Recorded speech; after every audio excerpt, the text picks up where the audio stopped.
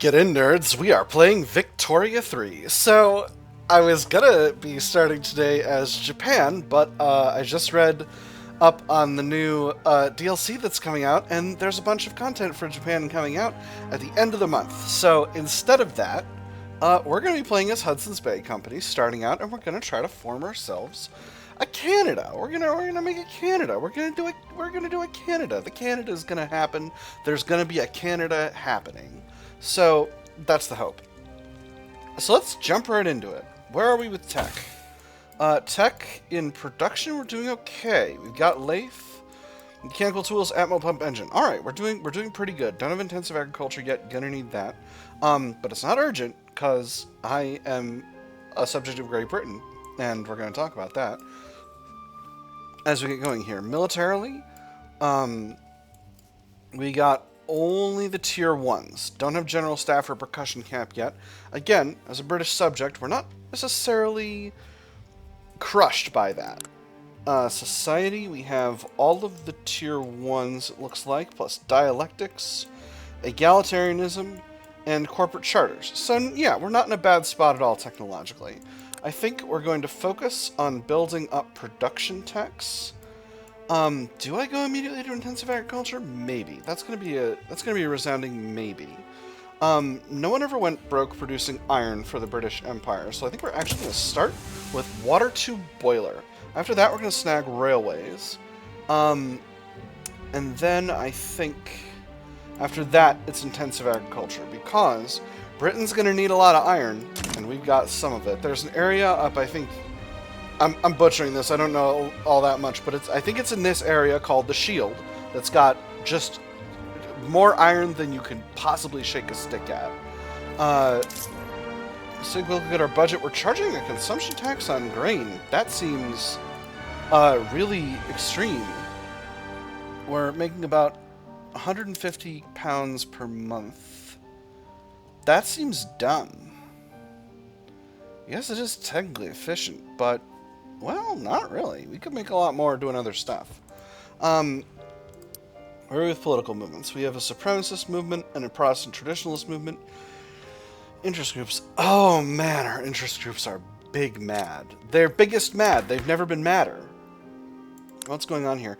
Oh, right. Because we're a chartered company, we have the colonialist government type. So, this is a little bit different. We are a chartered company headed up by our man here, George Simpson. Yeah, we're a colonial administration. So this is something that has been asked about a little bit. I want to draw your attention to this. Our industrialists have an ideology called colonialist. They like extraction economy. They like agrarianism. They like industry banned. They don't like anything else. They like free trade. That's normal for the industrialists. They like colonial exploitation. Labor rights is normal for the industrialists, and then land reform, they like commercialized agriculture, that's normal. Okay, so our industrialists are colonialists, but they're not enclavist. We have interventionism, and I'm okay with that. Can we make the children happy? I think the children would like a professional army. I should think they would like a professional army. Landowners are pleased, but they're not actually that strong. Petit bourgeois are pretty strong. Can't form a more legitimate government than we've currently got, though. Let's talk... Oh my goodness, we have land-based taxation. Could go to proportional. Industrialists would be neutral on this topic. If we went to proportional, that's 191 extra. If we went to per capita, that's 437. So we're gonna have to go to per capita first. Industrialists do like per capita from plutocratic. That's curious. I don't recall thinking that they did, but I guess they do. Yeah, there we go. The only one they oppose is graduated, but they're against all the others. It's interesting. It would be nice to kind of jump all the way to proportional, but proportional's not better right now. And right now is going to matter a lot. So who's against? Landowners, trade unionists. We're just going to have to deal with that. Trade unions are going to be big mad, but I don't have to care. Industrialists are going to be happy. No movements are going to be impacted. Let's get started. This might be a mistake, but that's how we're going to do it to start. I think I want to cut this and do some more efficient consumption taxes right now. Honestly, these consumption taxes are generating so little actual income that it's basically not worth it even to bother. So maybe we'll do decrees instead. Our capital is here in Manitoba. Yes, Manitoba is our capital. What can we build? Mostly farms and whatnots. Where's my iron? Got sulfur mines here in Ontario. We got coal mines in Saskatchewan. Logging up in... Okay, Northwest Territories, we've got iron available. Alberta, no iron. Is it really only the Northwest Territory? And the Yukon. And then what about... Okay, Quebec, we've got a good amount of iron available. Gonna need to unite with them. Speaking of which, Upper Canada. Let's be better friends. Lower Canada, let's be better friends. Great Britain, let's be better friends. That's all the influence I've got. Is there anybody I can rival? Getting started here. Two potentials, Mexico and Russian American Company. These are both good targets for a rivalry. Russian American Company is just fine. Britain is likely to rival Russia. If they stop, then we'll reconsider. All right, moving on forward. I want to be better friends with every single Canada because I want to unite with them. First thing we'll build. Wow, look at this! Look at this economy. First thing we need to build is an iron mine. No, actually, first thing we need to build is a construction sector. Let's put it... Where's our wood? Where have we got wood production? Let's put it in the capital. Doop. It's going to be done in 3 weeks. Do we dare build a second? Projected costs 2,000 a week. Oh my goodness. Reduce construction efficiency from the trade unions. Ah yes, because the trade unions are mad about the taxes. Well, them's the breaks. After that, we'll get building some iron mines in Quebec, and we'll see how things go. That's diplomacy. We got a little influence to play with. Let's improve relations with the United States. Do I have colonies rolling? I do. I got colonies rolling over here. Do I have a colonial law? Frontier colonization, okay. Do I need an interest? I suppose so. Let's get some interests declared in this general area, and that's all I can do in terms of interests, because I don't have any boats, and I need boats. The Eating Other Canadas thing here is in the... Where are we? This. This will be available if you research nationalism. Okay. Is it worth it to grab nationalism first? I think we'll just queue it in and see what spreads to us. And for now, we'll get going. We are members of the British Empire, so all of our market management is going to be not completely in our hands. A lot of it's going to be done by Britain, and them's just the breaks. I can't change our tariff policy or anything like that. So that's just reality. That just is reality. We built our construction sector. That's good. So let's take a quick look at how much that's costing the government. Alright, so it is imposing a cost right now. This is running wood frame construction. Great Britain is funding lobbies. That's perfectly fine with me. I'm going to be a loyal subject of Great Britain early on because I don't really have another option. Once I'm Canada, it will be different. But for now, I simply cannot. Let's work on those colonies. Oh, these are already rolling. These are already rolling. Let me go to the Yeah, there we go. All right, yeah, we got colonization rocking there. Animist rights movement. Okay, it's fine. Mexico declared rivalry. That's fine. I don't need to concern myself with that. They are close to Columbia District, though. Hanover left the British Empire. All right, so that's the succession. The succession. That means Victoria's queen. Columbia District damaging relations. That's curious. Discord within the intelligentsia. An influential faction within the intelligentsia has grown frustrated with their co-members' neutrality on the topic of per capita taxation. Themselves in favor of the law, they've now resolved to form a separate political faction intent on passing it. How can you all stand idly by and watch the world pass before your eyes? Have you no sense of honor, of duty to your fellow man? I say nay to such lack of ambition, and I dare say I am not alone in this. With their support, the bill shall pass, extra enactment success chance, or the petite bourgeoisie extend an open hand to these mavericks, stronger petite bourgeoisie, weaker intelligentsia, not as much enactment success chance. I'm just going to pick the first one. I think that's reasonable. As we get going here, I would ask that anyone who's having a good time so far, hit that subscribe button, drop a like on the video, you know it helps. What are we going to be doing this run? I don't know, because I was planning on playing as Japan until, like, right until we started here. Let's throw a few more Let's throw a few more consumption taxes in here. I don't want to be completely unreasonable. I do need a little bit of cash. It's so little cash, though. Let's instead take a look at decrees. I want construction efficiency in Quebec, and I want to encourage resource industry in Quebec. Let's see. Do I want greener grasses campaigns? I think I do. Let's put one of those in Ontario and another one in Quebec. That's going to give us a little bit of extra immigration pull, and that's going to be really useful. And that's all of the authority that I need. Should I increase taxes? No. It will not be useful. It will not be useful. I almost think I actually can't afford this construction sector. But, you know, sovereign debt's the way to go. Landowners are powerful. I don't like that. They should stop it. Things changed. Interesting. What, type of... I'm rocking line infantry for both of my units here. Which makes perfect sense. That's where you start. I think maybe researching nationalism sooner rather than later might be good. What do we got spreading to us right now? In production, we've got fractional distillation spreading. That's fine.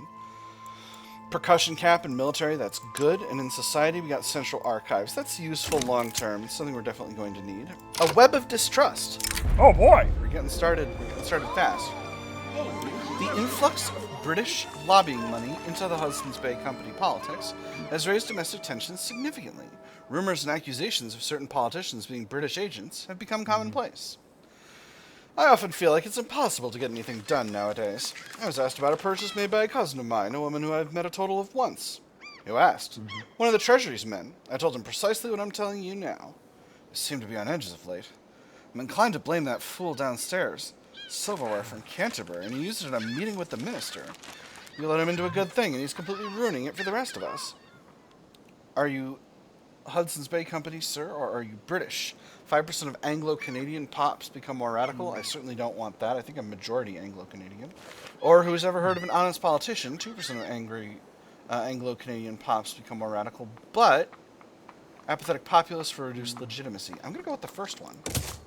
Let's see if I got any fun laws other than... No interesting amendments thus far. But we'll sort that out. So playing as Canada, we're going to have a relatively low population, relatively large area. That's just going to kind of be the nature of things. I think maybe the actual answer is... I want to get nationalism first. I think that's actually what I want. We'll circle back to a water tube boiler after, because then I can start eating other Canadas, and that's going to be important to me for my long-term thing. Because that'll get that journal entry rocking.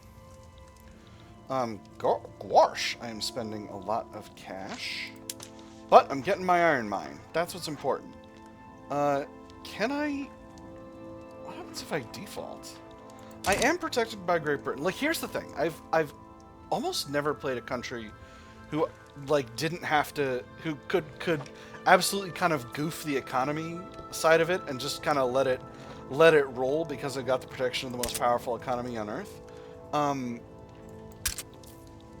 I'm inclined to play pretty fast and loose. Shocking that these logging camps are having a hard time hiring. Does Manitoba not have sufficient population? They do. They got peasants available. Interesting. Oh, interesting. My country is not majority Anglo-Canadian. In fact, we've got a pretty diverse population. I got a lot of Cree people living in Ontario. Quite a few living in Quebec. Manitoba, not so many Cree people. We got Sioux, Athabasca, and Métis people. Same deal in Saskatchewan. Saskatchewan's actually majority Métis. Okay, this is interesting. An adoption for per-capita taxation. That's very good. A lot of Métis and Sioux in Alberta. Northern Columbia is predominantly Athabascan. Northwest Territory, 100% Athabascan. Nunavut, 100% Inuit. Okay, alright, so actually, Anglo-Canadians, not the majority of the country necessarily. Come on. Come on. Oh, they are. They're the plurality. They're the plurality with 60%. Okay, Victoria 3. Okay, Victoria 3. Don't crash. Don't crash. Excuse me? Excuse me?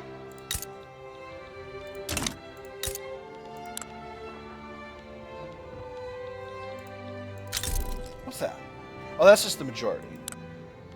That's just the majority. Newfoundland isn't an Irish homeland, is it? No, it's only an Anglo-Canadian homeland. Nagpur left the British Empire. All right, that's things getting silly over there in India. I gotta pay attention to a lot of what's going on in the world. Let me see. Got a good iron mine rolling here. Do I keep going buck wild on iron mines? I think the answer ends up being yes. We are continuing to hire. We're on picks and shovels. Let's go to the Atmo pump engine. We gotta produce more iron because Britain is maybe the most iron-hungry country in the world at this time because that's what they use for their construction sectors. Maybe I should have put my construction sector in Quebec. We got logging camps here. Plenty of population to hire. Yeah, interesting. Interesting. I'm learning a lot. How's standard of living? Standard of living's okay. Standard of living's going fine. Population is trending steadily upward, but not going up very fast. Are we short of taxation capacity anywhere? It doesn't appear we are. That's good.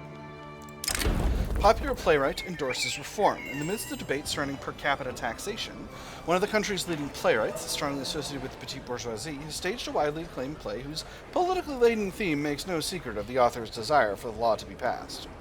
The man's viewpoints may be somewhat partisan, but sir, you cannot argue with his prose. Per capita taxation will be on everyone's lips now, 10% enactment success chance. This sure puts the petite bourgeoisie in a good light, 10% stronger petite bourgeoisie. Or let's ensure the play gets a wider international audience, 5% prestige. You know I'm going with that enactment success chance. That's going to put us at 50%. We're in our third phase right now, so I'm feeling pretty good about it. We're holding at 52 legitimacy. It's not perfect, but it'll do. I am headed up by George Simpson. I don't have elections. Get off a Peasant Levy. That'll be nice. Do I have an autocratic movement? I don't. I've got a Catholic rights movement and an animist rights movement. What do my citizenship laws look like? Racial segregation in terms of citizenship and total separation of church and state. That's not bad. That's not bad. That's going to keep my Catholic rights movement pretty weak, which is just fine with me. Yeah, I definitely need to move off of peasant levies. I don't think I can afford to do too many institutions other than colonial affairs, though. So we'll... Uh-oh. A radical revolt in Lower Canada. So, I don't necessarily need to involve myself in this. There is a chance that Great Britain will pull me in. And if they do, then they do. And that simply is what it is. I'll have to mobilize and assist because I don't want to get taken over. But I can ignore this. Circassian mass immigration. Oh, that's wonderful. They're coming to Ontario in the surrounding states. Excellent. Bosniak people as well. Excellent. Excellent, excellent, excellent. It was Ontario, right?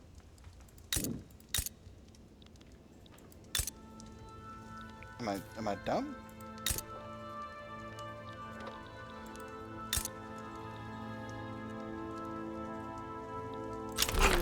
Oh, there's per-capita taxation. Excellent.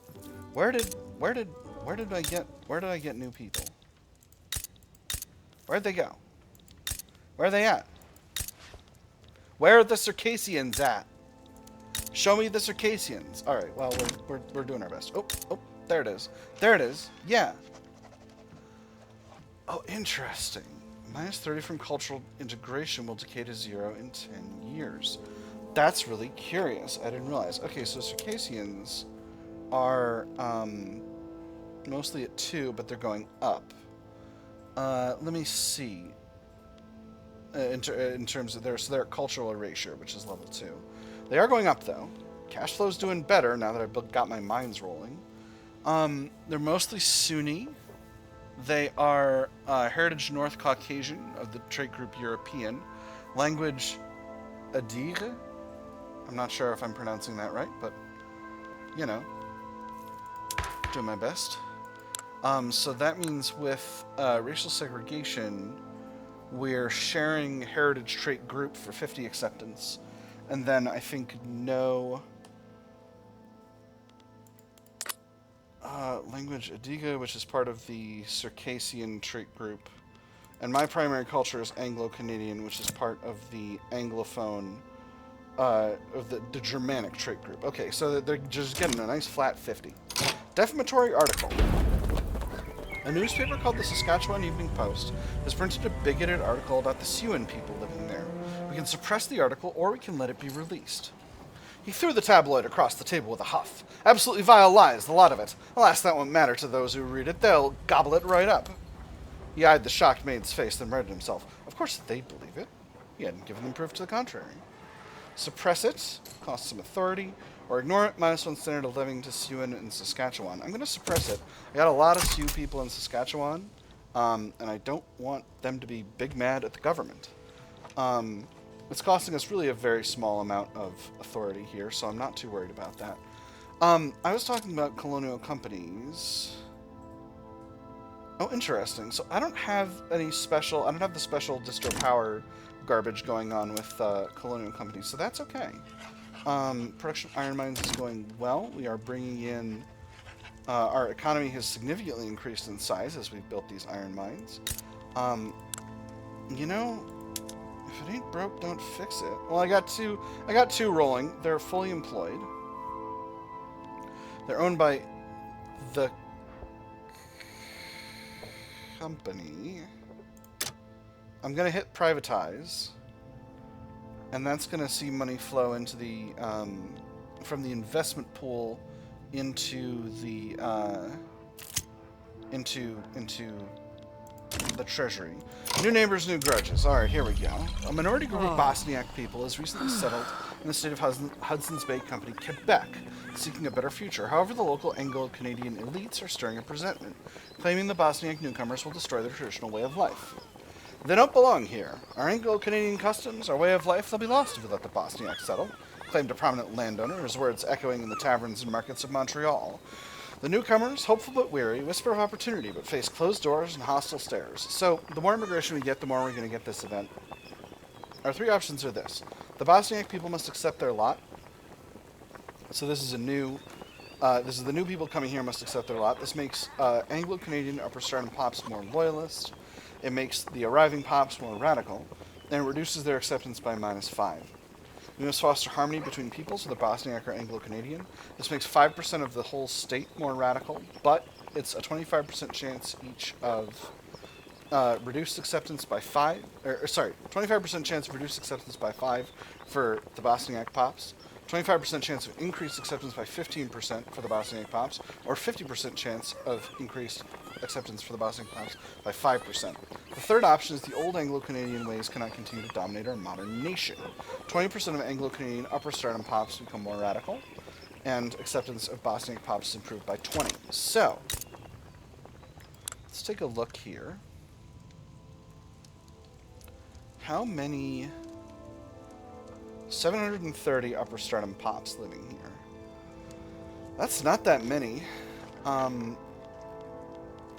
could probably live with that. They're all aristocrats. Gotta say, the temptation's high to go for the acceptance. I'm gonna do that. Oh. So now, when we look at the... Okay, so that's independent of... Well, let's let the week turn over, and we'll see kind of what comes of that. Alright. Okay, so that doesn't change this number. That's just... Oh, wait, no, these are Bosniak pops. Okay, that is that number. Okay, so this isn't permanent, this modifier. I was looking at the wrong state like a goober. I'm so smart. I'm good at video games. Yeah, okay, so now we got 45 radical aristocrats. Not that big of a deal, to be completely honest. Okay, but that modifies this, so that makes that decay. But that's not permanent, so that's interesting. I thought that was permanent. I thought that was just overriding that thing, but apparently not. So the question I have to ask myself now is, do I continue to build? I think maybe. I don't necessarily keep building mines, but mines are extremely productive. I've got even more cash than I had before. So, you know, let's not try to fix what ain't broke here. I'm gonna keep raising mines as long as I've got the labor necessary to staff them, and this is good cash flow. And to expand Colonial Offices 2. Okay, I need to pay attention to this. So what does Colonial Offices 2 do? Impose colonization law. Reduce infamy generation against unrecognized powers.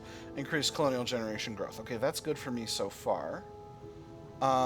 This is going to potentially cause a problem for me, because that's going to increase the amount of cash that I transfer to Great Britain, and I don't wish to be transferring cash to Great Britain. I'm paying roughly 0 in interest, so I'm not going to halt... Well, it's not that close to 0. Let's take another look at consumption taxes, though. Okay, consumption taxes are doing okay. 70 in opium and about 40 in liquor, which is just about aligned with what I've got here. This number is positive, so that is slowly going to get us out of the hole if we don't build more. On the other hand, there's something wrong with being in debt when you're a vassal of the kind of vassal that I am, because, of course, if I default, it's not some kind of tragedy. How are we with nationalism? 28 more months. 28 months till I can start eating other Canadas. Which I would love to do, because other Canadas are delicious. Do I need to... No, okay, we're already expanding there. The Atmo Pump Engine, here we go. The Atmospheric Engine is the name of the event. Through the widespread introduction of the atmospheric engine in the mining industry, productivity is at an all-time high. When steam first began to pump and wheels go round at so many revolutions per minute, what are called business habits were intended to make the life of a man run in harmony with the steam engine, and his movement rival the engine in punctuality. I'm sure we can squeeze a little bit more from these machines. Extra throughput for mines. This has great implications for transport, extra progress for railways, or perhaps there's an even better way, extra progress for water tube boiler. You know I'm going with that progress for water tube boiler. The more productive mines is not actually that big of a deal. What's a really big deal is having free progress on water tube boiler, because I want to have that. I want to have that so bad, to make my mines better, to make them more productive, you see. I think our next construction sector is definitely going in Quebec. And I think, well, I gotta be careful of the population here, because I can't outrun population growth. That's a recipe for disaster. I could maybe put it in Ontario, because I would like to have... Well, I think I'm going to do a lot of industrialization of Quebec more properly. Upper Canada controls the rest of Ontario, but that's roughly the same... Ooh, what are you? What are you? You're in a corporate HQ, so you don't matter to me. A lot of sulfur mines there. Interesting. Lower Canada, same resource capacities as Upper Canada. Good amount of industry here. Which is good. So I think Quebec is going to probably be my industrial capital. I think that's where I'm going to be doing most of my industry. This number is a little bit concerning. I don't love that. Why did you go down so much? Why are you going down so much? What's changing?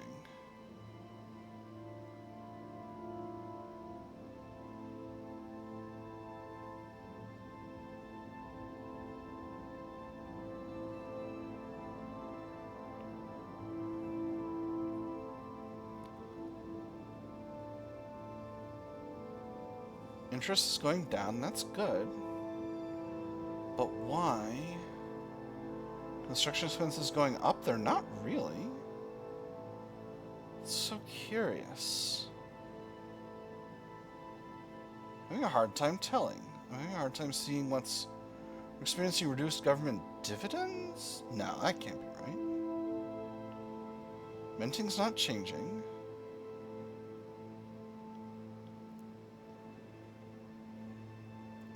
Maybe it simply is construction goods costs. Yeah, we're really wavering around 0 here. Which is going to potentially put a crimp in my plans to build more, more construction sectors.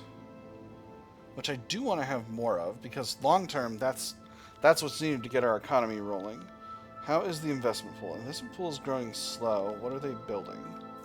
Oh, let's take a look at our...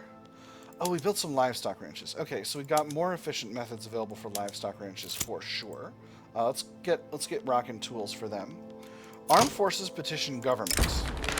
Francis Shaw, the efficacious leader of the armed forces, has approached the government with a plan to enact censorship.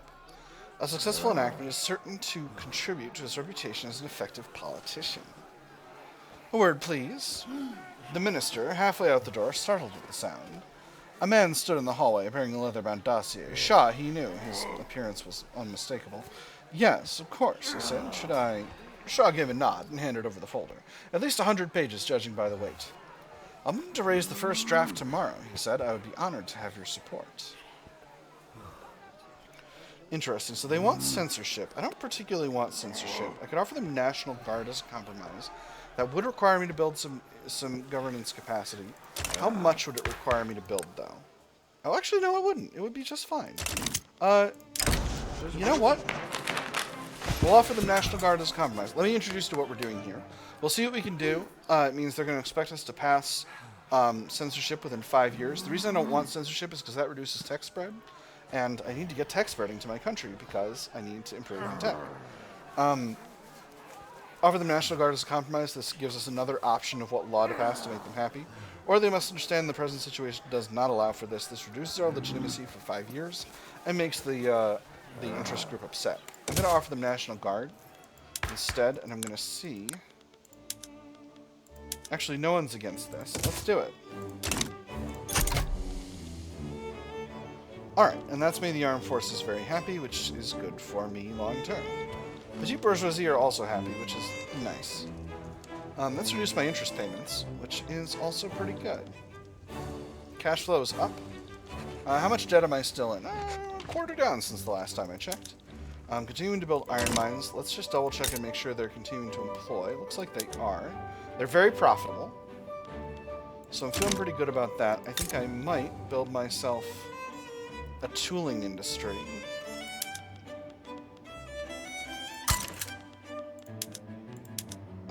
Let's use... Oh, I'd love to use steel tools. If I use steel tools, I'm buying British tools. How much steel is there in the market? There is... Oh, we're doing okay for steel. Yeah, it should be fine. But that's no reason not to build more mines. Again, nobody ever went broke supplying the British market with iron. As you can see, these mines are extremely efficient. They're the number 18 iron mines in, I guess, the market. Not lower in the world, but I'm sure there are other people that have better tech than me starting out. I do have the option of requesting an extension on this petition, but I don't feel like I need that. I can also discard the petition which fails it. This is a new feature as of pretty recently. Oh, interesting. If I successfully do it, then my leader gets extra popularity, which is nice. That's fun.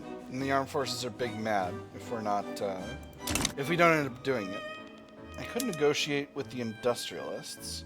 That's interesting. I would like the industrialists to be stronger in my country, but I also, well, I don't necessarily know if I want that. Let me put it that way. I don't necessarily know if I want that. Okay, law debate failed. That moves success chance down to 6%. I'm not too worried about it. I don't have any stall chance, so we're mostly, we got a pretty high advance chance, and debate, it's just up and down. Like, it is what it is. I can't really do anything about that. Let's take a quick look at our situation. Our liberty desire is pretty low. It would be nice for it to be higher, but we are very economically dependent on Great Britain at this time. I could request some things. I could demand a state. That's interesting. I could request knowledge sharing, which I would like. But that would continue to reduce my liberty desire. I'm currently a minor power. I think I'll be in a better spot to request these things once we've got, once we're more of a power. I am bringing in a lot of tools, so part of the reason I'm building these tooling workshops is so that I won't be quite so dependent on Great Britain for tools. Now, I do have coal mine capacity somewhere around here. Yes, here in Saskatchewan. Once I've got coal mines, bringing coal in from Great Britain to produce tools is just fine. There's nothing wrong with that. Travancore left the British Empire. That's interesting. Let's also build a steel mill? No, I don't need a steel mill yet. Alright, law debate failed. That gives us the legislative failures event. I'm only going to read this event once. But it's not going to... we're going to see this more times, but it's not going to change. Despite many efforts on the part of the government to successfully revive National Guard from its present imbroglio, the law has come to be regarded as nothing but an inevitable failure. That bill? Please, don't talk to me about it. I would say it's better to just pretend it never happened, don't you agree? Certainly, but that won't stop that fool from asking about it every day. We must sponsor a complete rewrite of the bill. So this removes our failed debate modifiers, but it adds a setback, 3 setbacks, and the bill is toast. That's how it works. Nothing too complicated. If it fills, the armed forces will get biggest mad. They'll get so mad. They'll get madder than they've ever been, and they'll probably try to overthrow the government. Oh, no, they won't, because they're not powerful anymore. Interesting. Their power has been siphoned off by other interest groups. Interesting. I could put them out of the government, but that would also fail the petition here, which I don't wish to do. Hey, music player. Let's get going here. There we go. Beautiful. Oh, I like this song. This is a nice song. I like this song. Very slowly, we're chipping away at our debt. I think I want to get to 0, and then maybe I'll build another construction sector here in Quebec, where we've got where we're producing logging camps. And the advantage of building it here is that because we're locally producing iron, if we go to iron frame construction, that's actually going to make the construction sector easier to run because iron is cheaper here than in states that are not producing iron, like, say, the capital. You see, population is going up at a really rock-solid clip. We're pulling in a lot of people. Law progress consideration. Wonderful. We're pulling in a lot of people. As you might guess, I am very, very conscientious about sovereign debt. I don't like to have debt. I think we're going to go ahead and queue in one more tooling workshop here, but I think we're also going to... Okay, let's be careful about population. No, we're still at 19k for peasants. That's good. I think we're going to build a second construction sector here in Ontario. This is getting a little bit... This might be greedy. This might be a mistake. But I think I can do it. I think it'll be worth it. We are also very slowly colonizing here in the Yukon Territory, here in Northern Colombia, and here in the multiple states which are partially held by the Iron Confederacy and the Niitsitapi people.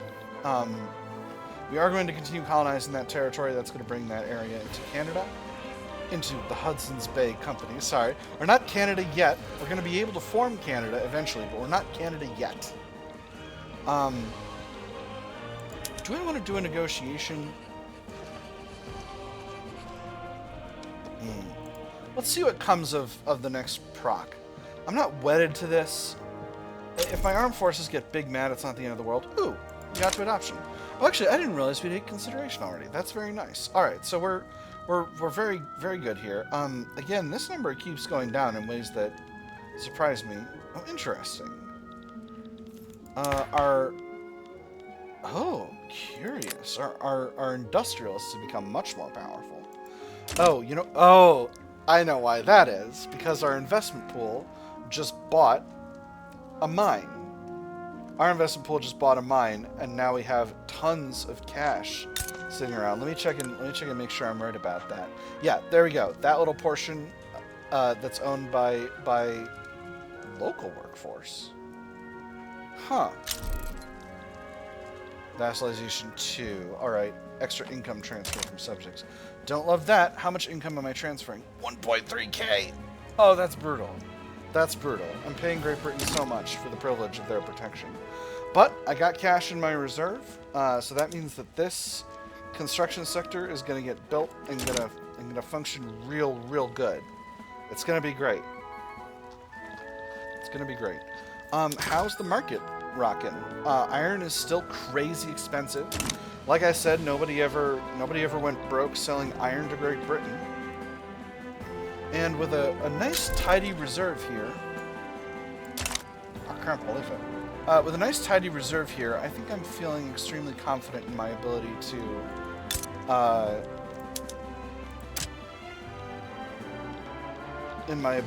continue to grow here.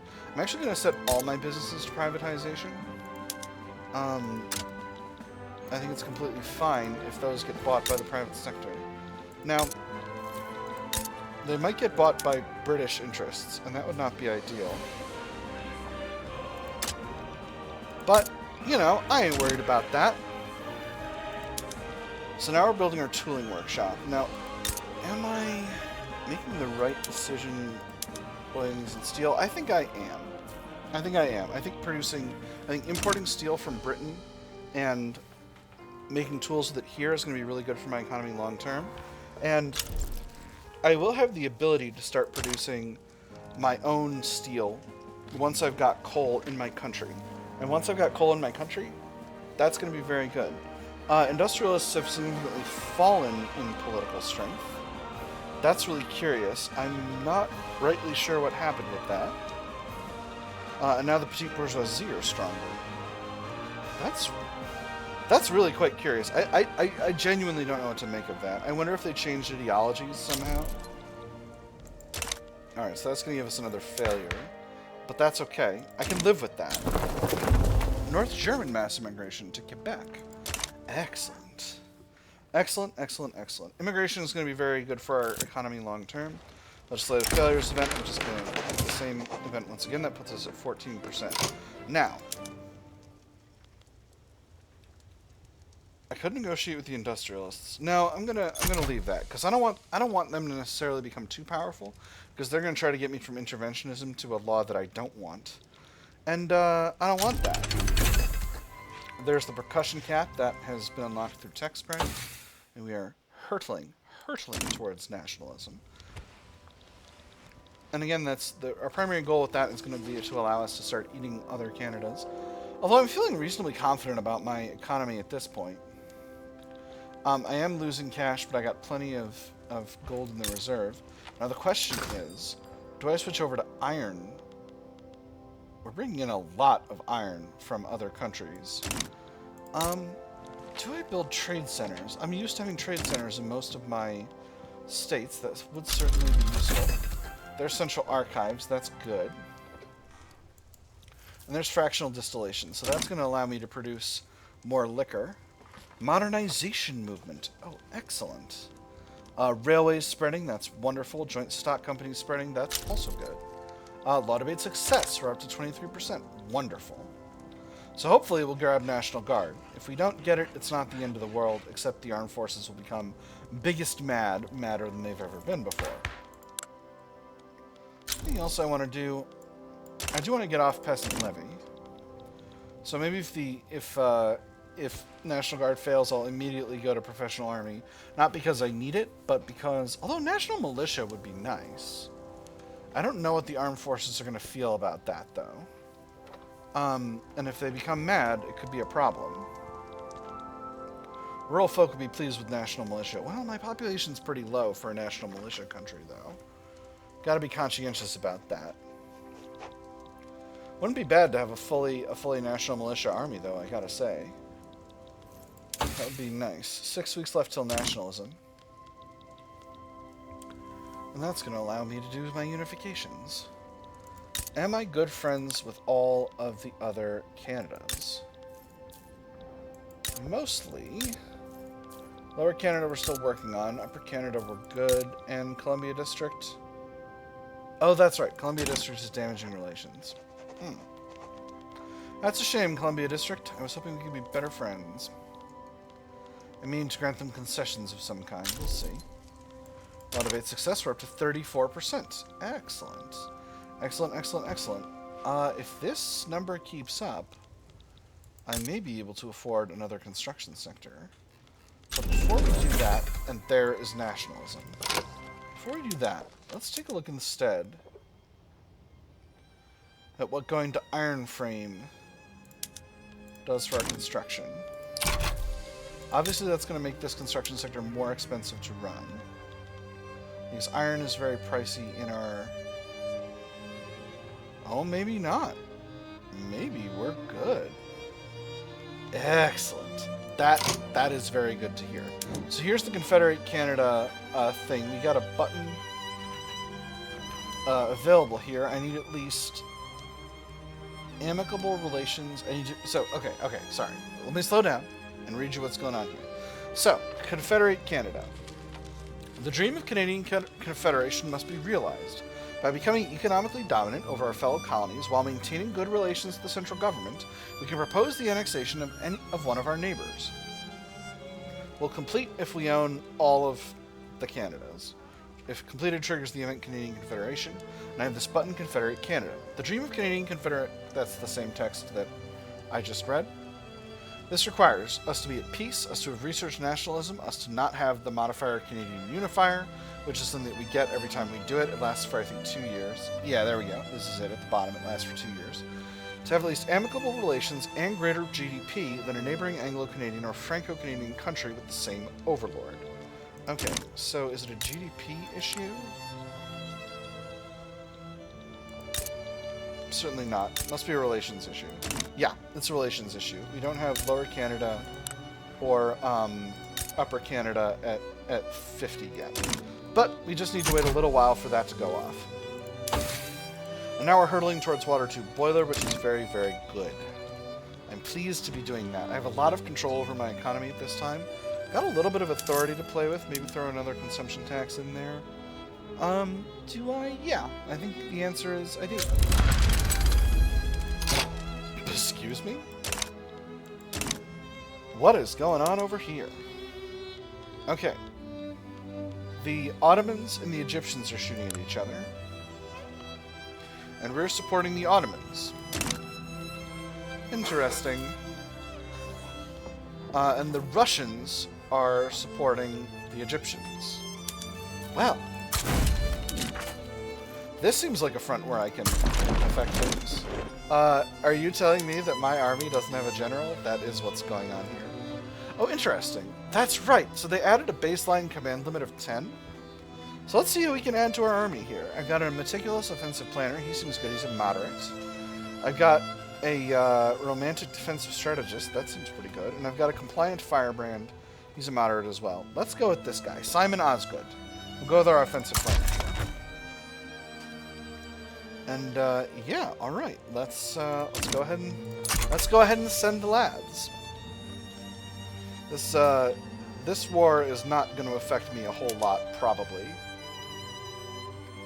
Demands over here. The Ottoman Empire wants a bunch of territory from Egypt, right around here in the Levant. The Russians want to liberate Bulgaria, and Britain wants... Britain's just helping for love of the game. Interesting. Cross-border investments. Hudson's Bay Company industrialists are interested in making investments in neighboring Lower Canadian industries. He stood up, put on his hat, and headed towards the door. At first it seemed he would leave without another word, but then he turned around and spoke with barely suppressed anger. Being accused of lacking in patriotism for where I try to make money isn't just an insult. It betrays a complete lack of understanding of how money is made. Do you think I made what I already have by thinking provincially? An excellent investment. Improves relations with Lower Canada by 30. Lower Canada gets increased manufacturing tax income for 5 years, or strong-arm them into investing domestically. This makes our industrialists mad, but increases manufacturing tax income. I'm going to say an excellent investment, and here's why. Because that is going to give me my Confederate Canada option before this war kicks off, and that's what I want. Give me Lower Canada. Confederation with Lower Canada. Queen Victoria of Hanover has signed into law the Confederation between Hudson's Bay Company and Lower Canada. This marks a great victory in our goal of unifying all of Canada. With every document signed and stamped, we come one step closer to building a nation. The colonies haven't always seen eye to eye, but the people of Canada are resolute in their determination to see this through. God save the Queen. Hudson's Bay Company will annex Lower Canada. Perfect. So this gives us a full hold on Quebec and unlocks a lot of options. I'm going to put these logging camps into privatization. Shipyards, I'm going to do the same. Glassworks, yeah, those are on privatize already. We need to produce leaded glass, and we need to produce ceramics. That's going to be more profitable. All right. Lower Canada left the British Empire because we devoured them. So, that's very good. That's increased the size of our GDP significantly, and hopefully more going forward, because we're going to get these businesses running better. Now, the other thing that we need to be aware of is now we've got the Canadian Unifier modifier for 30 months. So that means we can't annex another country for 2.5 years. We do have a shortage of bureaucracy, which I am going to need to fix. How's our taxation capacity in Quebec? It's probably pretty okay. It's completely fine. Alright, do I have any government sectors? I'm going to sugar beets in my wheat farms, but I don't think that's useful. Let's go ahead and... Oh, our coal mines need to be an Atmel pump engine as well. We got philosophy departments rolling in our universities. We don't have market squares happening in our urban centers. It's going to make them more profitable, so let's do it. Government. I don't have any government sectors. Well, now's the time. Let's go ahead and let's build a government administration in the capital. I'm actually going to throw this right beneath the tooling workshops. This number, not really that big of a deal, to be completely honest. Alright, rousing speech captivates the public. This afternoon, Nicholas Hamilton Temple Blackwood, leader of the petite bourgeoisie and longest named man in Canada, delivered a fiery speech advocating for the enactment of the National Guard. Making an appearance before the public in Fort Douglas's main square, Nicholas Hamilton Temple Blackwood's powerful rhetoric left even his most embittered political opponents impressed. Excerpts from the speech are already being circulated across Hudson's Bay Company, fanning the fires of an already roaring debate. Our options are: this should ease the path to reform greatly for 15% increased enactment success chance, or performances like this reflect well on Nicholas Hamilton Temple Blackwood. I almost said Templewood Blackwell. That would be smart. And his cause. It's less enactment success chance, but more popularity for him and stronger petite bourgeoisie. I'm just going to pick the first one to get me that 15% enactment success chance. It's going to put us at 48%. So I'm feeling pretty confident in my ability to do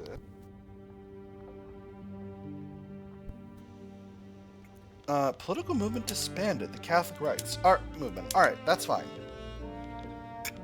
That's just fine. I'm completely okay with that. Just gonna get a little. Well, this amount of government waste is functionally none. Cash flow is a little tight, but we'll see how things go. These tooling industries working.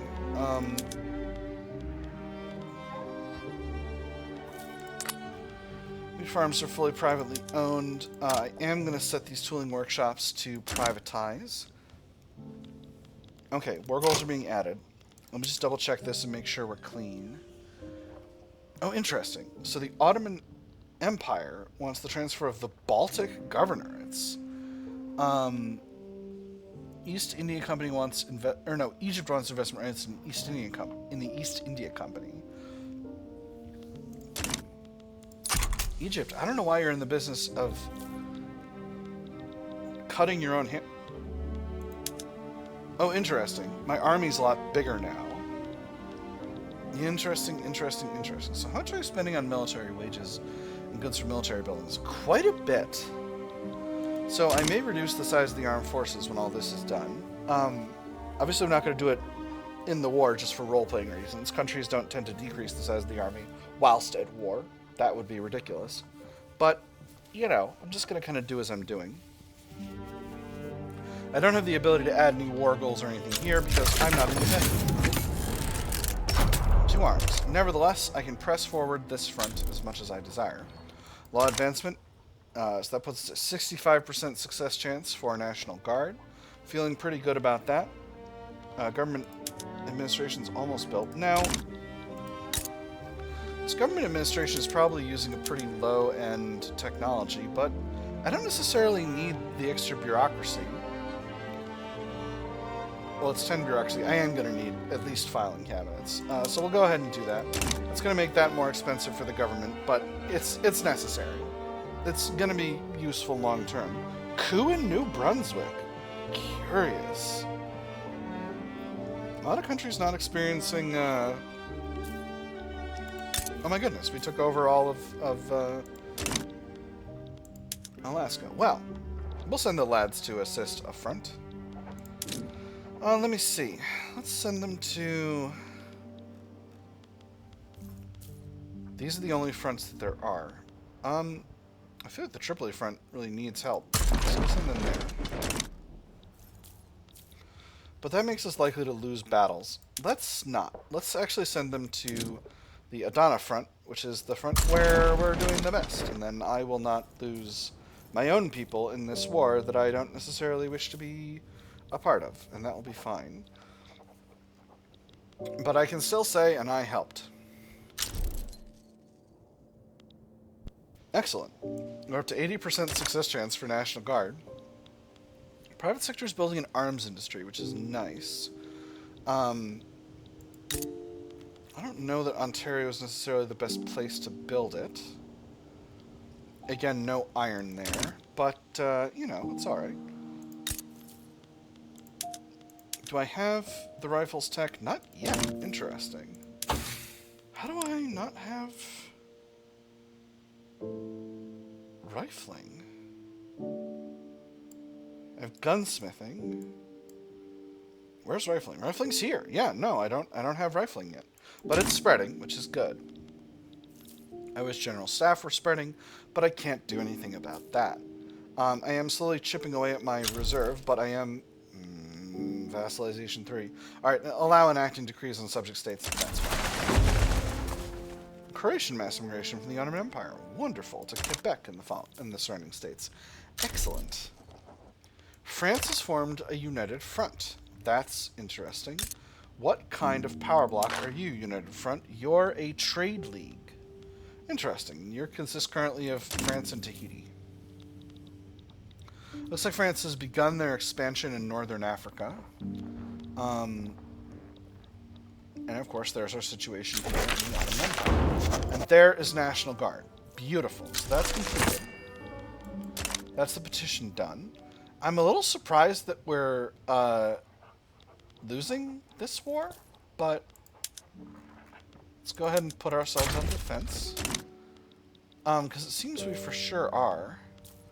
Now, my bureaucracy situation seems a little bit rough. Because the government admin is having a hard time hiring.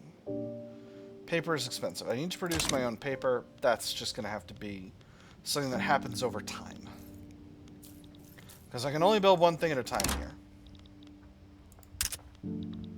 Hudson's Bay Company is low in organization because I don't have sufficient convoys. I am subsidizing my ports. Those are producing merchant marine, but not enough of it. Oof. I think I need to produce more merchant marine. I think that's the only way to deal with this situation. But for the moment, we're just gonna have to be in a shortage because I can't produce more merchant marine. So much of my merchant marine is going to the power block as a whole, the market as a whole. These fronts have merged and we're doing a lot worse.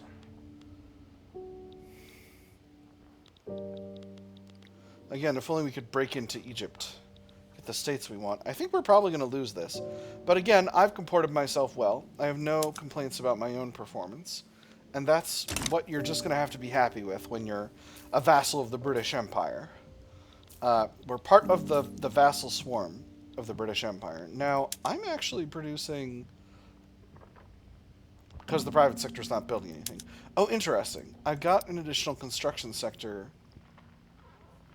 in Quebec, and they're both running iron frame, and that's why I'm costing myself so much money. But I am also producing more stuff, so I can't complain about that. I think, actually, I'm going to put these tooling workshops further down to get more mines built, because you can't go wrong building mines, iron mines. Against the odds, despite not enjoying full rights under Hudson's Bay Company law, some wealthier Cree people have begun moving into neighborhoods and frequenting establishments that they would normally be excluded from. If we want our children to have a future, this is where we should raise them, he said. I want them to live somewhere safe. She crossed her arms. Have you seen the looks we get? When people talk about safe, they don't mean safe for us, they mean safe from us. We made some new regulations to keep the peace, extra radicalism for discriminated pops. 2% of Cree pops in the country become more radical, or they fairly earn their success with all that entails. Saltier and weaker petite bourgeoisie. 2% of Cree pops in the country become more loyalist. I'm going to pick the second one because I've got a lot of discriminated pops here in this country, and I need to keep things chill. A foreign manifesto. The recently translated works of George Thompson have become popular within the modernization movement. The relationship has developed to the point of George Thompson openly endorsing the movement. So he is an English abolitionist from Hindustan. Interesting. And for a whole large class, there is no other road, especially for a nation so eminently practical as the Hudson's Bay Company. The great thing is to get the working class to move as a class, that once obtained, they will soon find the right direction, and all resist will be left out in the cold as small sects of their own.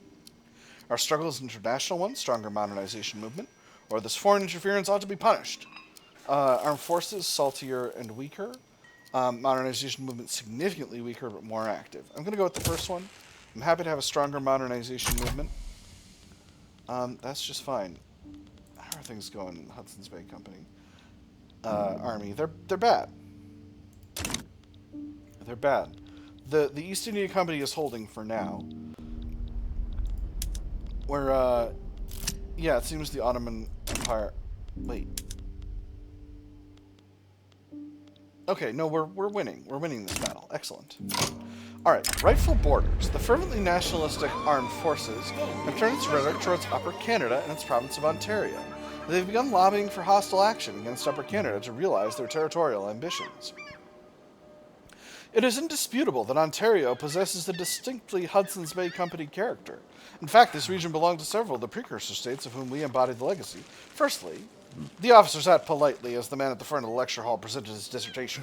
When he held up an ancient coin, he claimed that it had been found beneath Bytown. The audience expanded into cheers. He clapped along, but it was solely a mechanical gesture. His mind had already departed from the age of swords and sails. To retake Ontario was a matter for the present, of gunsmoke and cannon shot. All else could be argued over afterwards.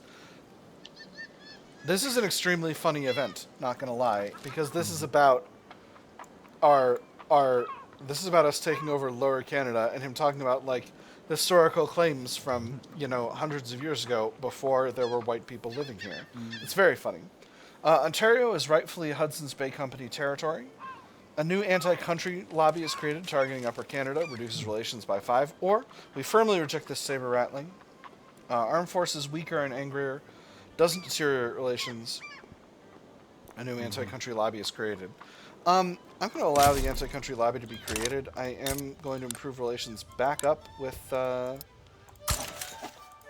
Canada because I want to be able to annex them, and I'm going to be able to do that peacefully through the Confederate Canada journal entry. Alright, so we're building up this port. Cash flow is pretty tough now that we're building a bunch of... Now that we're funding an extra construction sector, one more construction sector than I had originally intended to be. But we're going to build up some more iron mines. It's going to be easy and clean. What are experiencing some stuttering GDP. Arms industries are fully hired. All right. You know what we can do to support that? Okay, we're already producing hardwood in this state. Let's take a quick look at the wood situation. Hardwood is significantly more expensive than softwood, but the market for softwood is so much higher. I must have states that produce better hardwood.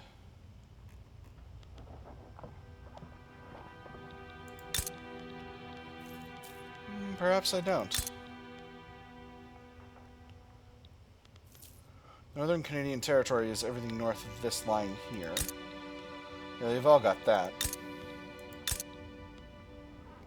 Rocky Mountains, reduced infrastructure and construction efficiency. Columbia River, increased infrastructure. And Canadian Prairie. Alright, well, I guess not. I guess I don't have anywhere that's special in terms of wood output. Like in this number, a lot better. This is happening because my private sector is now building a thing instead. Really a surprise that I can't manage to hire in this government admin building. Really a bit of a shock. I'm meaning to go to standardized filing system, even though it's more expensive, just to get more bureaucracy out of the building. A little bit of a shock. What's the population of Ontario? 72 versus 9k available. I think I need to build actually a government sector in Ontario. I think that was the mistake. I need to build this in Ontario. Has Upper Canada got a government sector already? They do.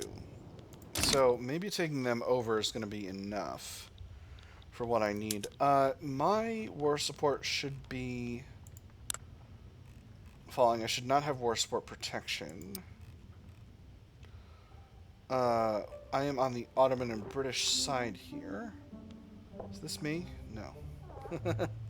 Right, I'm the little HBC. Yeah, I'm an... Oh, but I can't capitulate while Britain isn't capitulated. So that's interesting. Now, Russia does not have war support protection. Or does have war support protection. Right, because no one's taken over the Baltic governorates. Which means we're going to be in this war for a while. That's fine. It simply is what it is. There's no getting around it. So if it's a war I want, then it's a war I'll get. It's going to hamper my plans to eat Upper Canada, but you know, it's a process. It's a process.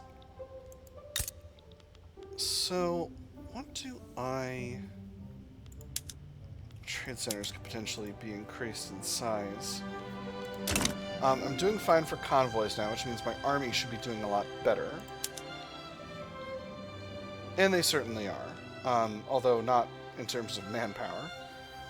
We're only infantry right now, and that's fine. Gold depleted in Northern Cape, not relevant to my situation. Paper is expensive. Other stuff's expensive. Now, my capital... No. Where have I got... My sulfur mine capacity is in Ontario. So if I build a sulfur mine, then I'll have the ability to build a nice effective paper mill. And that'll be nice. That's something I want to do. It's going to require me to import dyes to be as efficient as possible, but that's not necessarily a problem. Again, I'm in the British Empire, and we should be producing plenty of dyes in India.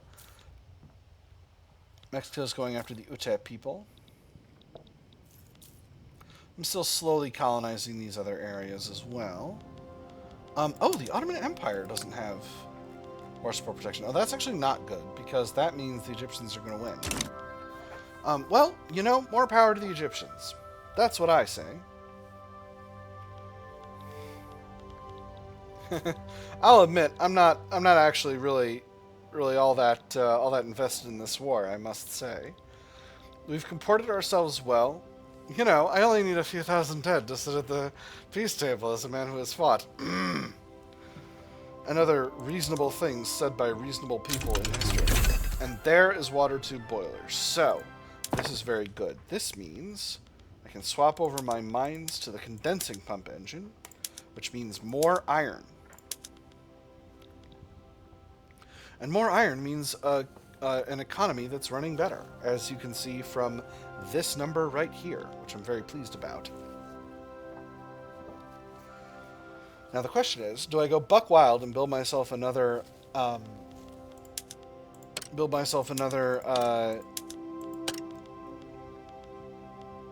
what you call it? Oh my goodness. Brain. My brain. It's not working. Why does my brain never work? Do I build an... Oh boy. No. Oh no. Oh no. Oh, I got the filters wrong. Hold on. Is there a clear filters button?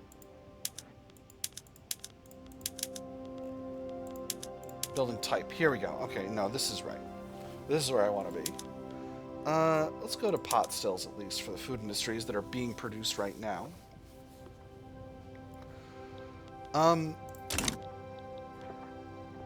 Still got a little bit of credit. I can hold out on that. Militarized industry.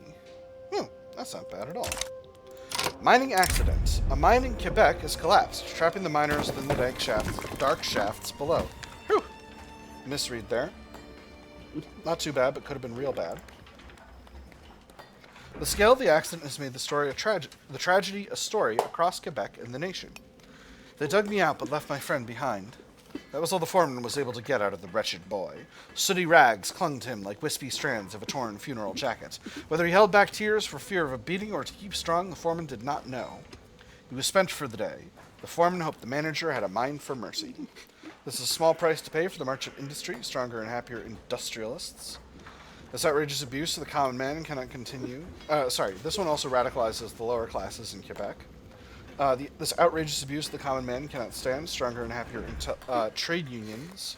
5% of upper stardom pops become more radical. Or these mines are a blight upon man and countryside alike. Radicalizes middle stardom pops, makes the rural folk stronger and happier. Not necessarily need stronger or happier rural folk. Let's just go with the first. Let's actually go with the second one. I can tolerate some salty aristocrats. An exile at the gates. The relatively lenient Hudson's Bay Company immigration system has long been attractive to those fleeing their home nations. Recently, Baldomero Mola has petitioned to join the stream of people moving to Hudson's Bay Company. He is a non-historical character. He's a Carlist. He's a liberal aligned with... who is part of Carlist Spain. He's aligned with the intelligentsia. It was one name on a very, very long list, one that had passed through multiple layers of bureaucracy before being noticed. One fateful day, however, one clerk, at the end of his shift, pointed at that name and spoke those fatal words. I can swear I've heard of him before. Eventually, Baldomero Mola, too, will be a Canadian, or we will not have someone like this regardless of precedent. This simply makes the industrialists unhappy.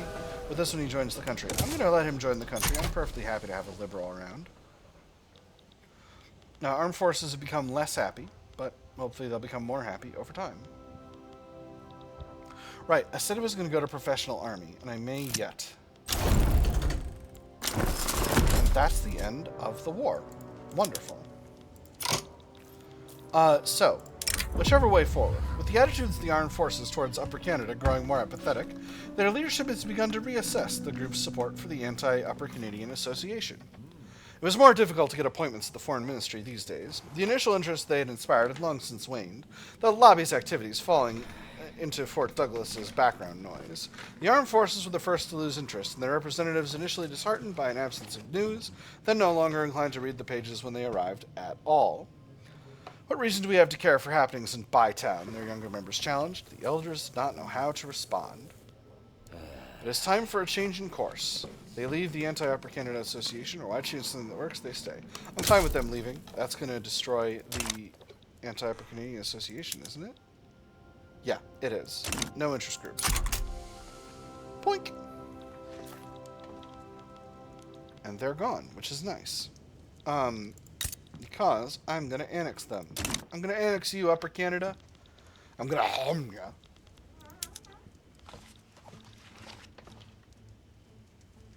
Now, building more mines. Is this still the right call? I think yes. I've really been focusing on building up Quebec, but it's got a lot of iron mine capacity, and that's the, iron's where the money is. This is Canada. I'm sorry if that's reductive, but it simply is. It simply is what it is. Now, do I How is iron in the block as a whole? It's still pretty expensive. So I'm going to leave my other construction sector where it is, particularly because it's going to be more expensive to operate an iron-based construction sector in Manitoba, where there's not an iron mine present in the state. Hudson's Bay Company Army is crossing the United States. They're on their way back to the country. That's good. I am getting significant tax and government dividends waste. This admin is not... Oh my goodness. Let's go ahead and build another government sector here in Quebec. And by another, I mean the first one. A first one. Hopefully that'll get us the bureaucratic capacity that we need. This isn't an efficient way to do things. Depending on how much this one's producing 16.3. So if I end up with a surplus higher than that because of their ability to hire... Actually, wait. Actually, Ontario is a better place to do this, not Quebec. Okay, so I wasted a little bit of construction speed, but that's okay. Let's go ahead and quickly swap our road maintenance decree over to Ontario to get that rolling. That's going to cause this to build a little bit faster, and that's very nice.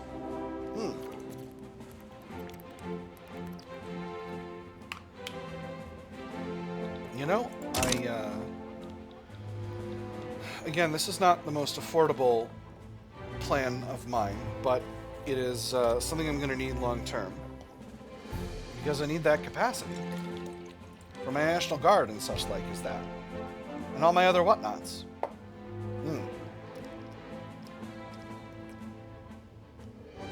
I refilled my water, but my water was only partially empty, so...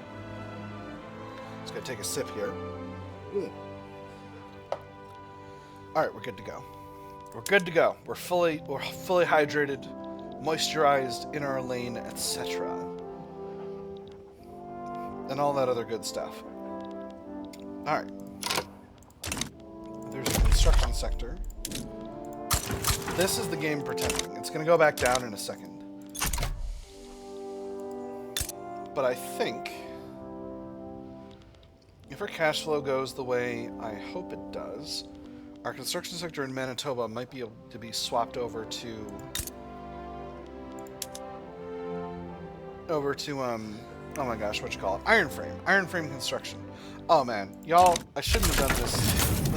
There's our war with Pseudoland. Oh my goodness, oh my goodness, oh my goodness. Everything's going buck wild. So, we're at war with Pseudoland. Where is that? That's over here. I see, so Zulu has been split up into Zulu and Natalia, and Transvaal has been split up into Waterborsland, Winburg, Basutoland, and Philippolis. Interesting. They did a kind of a rework of this area. I'm not going to really pay attention to that. I think that's a matter for the home country. Our imperial mother, as certain filmmakers would say. So, just keep an eye on this government admin. Again, I'm hoping that this building can fully hire, and then I'll be able to have all of the governance capacity I could ever want, and then I can get rid of the one in Manitoba that isn't really hiring efficiently. Cash flow's good. Alright, let's do it. Let's swap over. Time for iron frame, baby. Private sector's finally gotten with the program and started building iron mines themselves. And that's Pseudoland handled. Beautiful. This is still looking good. There is one, I think, construction sector in Upper Canada right now. And I am going to annex them. So how much longer have I got? I don't have that thing. Which means I can hit the Confederate button right now. Let's Confederate Canada. Alright, I've read this event before. God Save the Queen. We got New Brunswick instead. So we've actually got a hold of the Maritimes. This is using iron frame. That's good. We have lead mines here, which is neat. Put them in the condensing pump engine. Logging camps here are overproducing hardwood, but that's okay. We got Plenty of need for hardwood. Okay, all right, interesting area. So we've got our modifier for another 30 months, and then we can annex again. I didn't get Upper Canada, but that's okay. New Brunswick has left the British Empire and joined the Canadian Empire.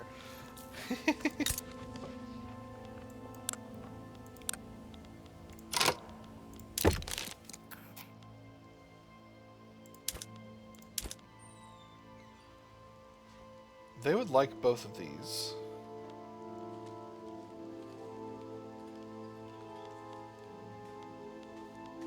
Can we get... ask for a state? Nah, they would not accept a state. Unless...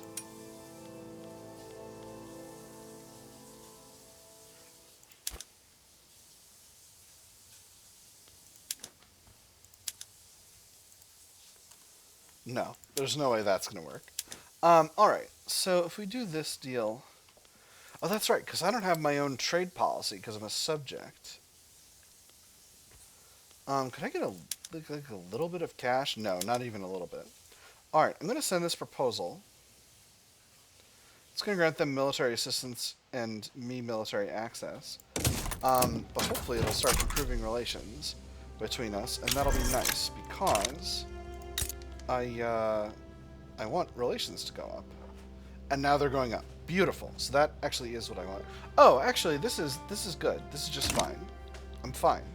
I thought I was goobered, but I was actually fine. Still need more iron in the country, so no reason to stop building iron mines. I'm going crazy with iron mines, and that's just kind of the way of things. I'm gonna get another tooling workshop. And do I have a steel mill in production? Not yet. I already built the coal mines to fund the steel mill, so I think now we simply queue it in. And what that's going to do is it's going to allow us to locally produce steel, which is going to make us less dependent on the British. So we'll queue that in there. Let's take another quick look at tech. I got... Oh, and rifling is spreading. Very good. I got water tube boiler. I got railways, which is very good. I'm working on intensive agriculture now. I think next we're going to go with nitro. Nitro is very good. After that, canneries and mechanical workshops. Ooh, and I got a university, which is also nice. I love having universities. Okay. Bureaucracy is all right. We don't necessarily have as many as one would like. In fact, this government sector is maxing, but I still am not producing enough. There's rifling, beautiful, to not need the one in Manitoba. So we're leaving the one in Manitoba for the time being. Let's get our arms industries producing rifles. It's going to make them more efficient and more solvent. I'm also going to swap these logging camps to overproducing hardwood production. That's going to make them more efficient. Economy's still growing at a good clip. I don't have the ability to annex another Canada for a little bit longer, but that's okay. Keep getting dragged into wars. Anything I want to do with my laws? Oh, I was going to get rid of Peasant Levy. If I go to professional army, the modernization movement will be happy. Landowners will be unhappy. Trade unions will be unhappy. On the other hand, if I go to national militia, I can't enact because nobody in the country cares. So make landowners unhappy. And my current government is about as legitimate as I could possibly get. So I think we're just going to have to go to professional army, and that's just going to be the way of it. And we'll let those others try to stall it out, and that'll be fine. I could negotiate with the industrialists. Could negotiate with the trade unions. Let's negotiate with the trade unions. Despite ungentlemanly comments, raised voices, and the shaking of fists, the trade unions have admitted to several compromises that would change their perception of professional army. After I delivered the executive's offer, I became incredibly grateful for the lector in front of me, my hardwood shield against the onslaught of insults and very physical detritus that was tossed at my person. I raised my arms but kept my voice level. Gentlemen, please. I concede that this offer may not be all you hoped for, but the executive is quite adamant. Professional army is the future of the nation. Vow to pass migration controls next. That'll put migration controls on the agenda. Let's add some fine points about political concessions. That'll add political concessions for the trade unions. That'll improve the lives of common people. This will be good if we increase standard of living to 15. Yeah, not going to happen. Or, don't worry about it.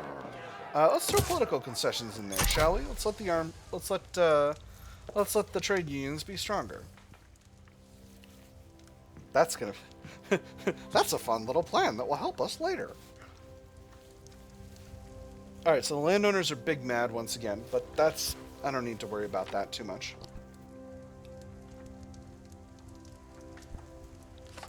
I think at this stage, I end my rivalry with Mexico and thaw relations. I don't need a rivalry with Mexico. I'm going to be controlling Columbia District, and that's going to give me a border with them, and I don't want to shoot at Mexico. So, I think after that, we simply allow ourselves to continue to exist. Relations with Great Britain are good. Now, diplomacy here, Liberty Desire is still going down. We're not quite as economically dependent on the British as we could be. Reduced from fervor of Hudson Bay Company's primary cultures. At the basket play. Alright. That's okay. I don't need to mobilize yet. This is a long way away. And there's joint stock companies. That's cool. Actually, I think I may do need to mobilize. I think perhaps mobilization is required. I'm going to throw the extra supplies thing in there. That's going to be useful long term. It makes my army more expensive, but it's worth it. Professional army at 16% success chance, 4% fail chance. We'll see how it goes. 29% chance to advance, 49% chance of debate. Crooked connections. Frustrated with the lengthy legal process surrounding the professional army, Francis Shaw of the Armed Forces has approached us with an offer to expedite the process utilizing his personal connections within the state apparatus. A few words in the right ears is all I'm asking for. Everything within the bounds of the law, of course, although I cannot guarantee that our opponents in this matter will view such actions with much glee. Granted permission, time is the essence. Salty trade unions, but reduced enactment time. Or no, we do this by the book or not at all, increased enactment time. I'm going to pick that second one. No reason to rush this.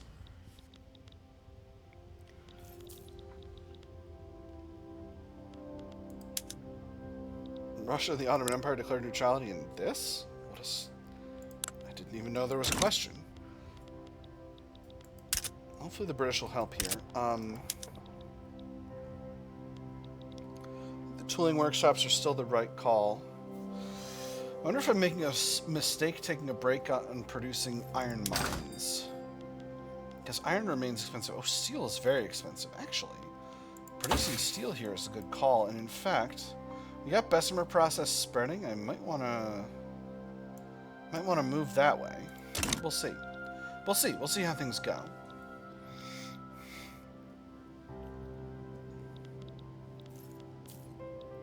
Alright, this is hopefully not going to be too long a war.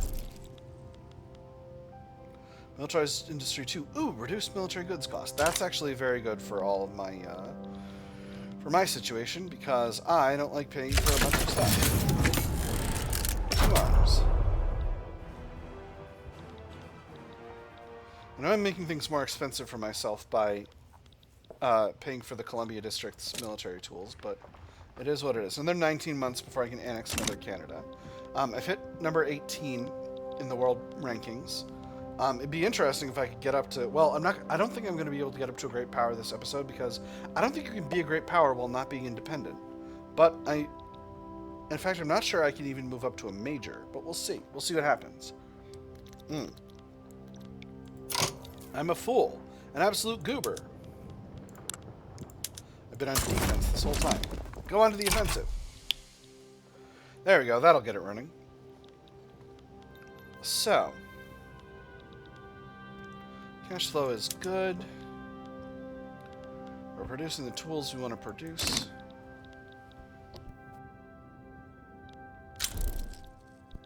Debate success chance. Wonderful. It's very good. Alright, we got a hold of this territory. See if we can move forward in northern Colombia. Very good. Alright, not too worried about that war. Move forward in both these states? Are these separate states? They must be. Yeah, there we go. Yes, and now we've got a front in Alaska. Alright, so that shouldn't be too much of a problem. This is still boggling my mind. Maybe we build another... Maybe we build a government sector here. I think maybe we do. Here in Quebec. How long is it going to take? 6 weeks? I want to finish the tooling workshops first. Tools are very expensive, and it's important that we produce them for the country. Ooh! Private sector is producing railways. That's very nice. How much private GDP ownership have we got? 89%. 8 levels owned by Great Britain. Not great, but it is what it is. I wonder if Great Britain would accept...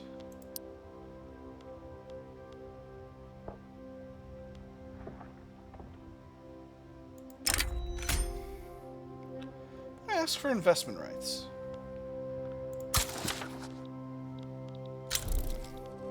Excellent. So this will further entwine our economies. But it'll also allow me to buy chunks of Britain's economy, and that would be very nice. I'll be delighted to have that happen. Professional army is going to be good for us long term. It's going to weaken our landowners, and that's going to be good. We're currently in autocratic colonial administration, which is basically just worse than a monarchy, but them's the breaks, I guess.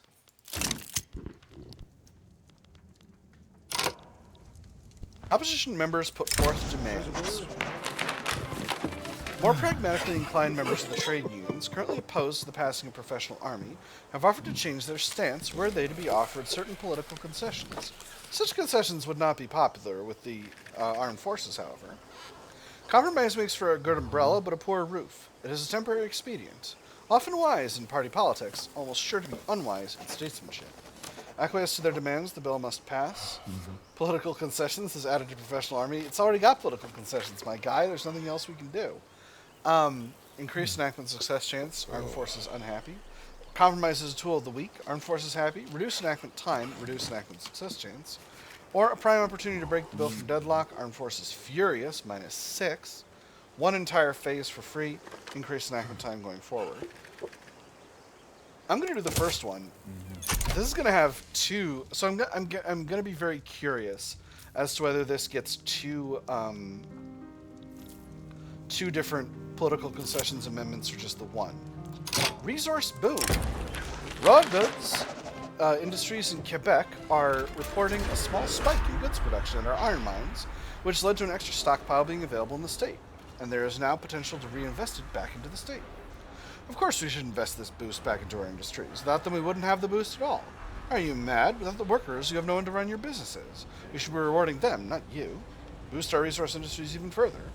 Extra extractors, logging, fishing, whaling, and mines throughput for 10 years. Wonderful. In Quebec only. Alright, so this will get us our government admin. Gainfully employed population 200k and increasing, which I'm feeling pretty pleased about. Could build coal mines in the Maritimes, that would be nice.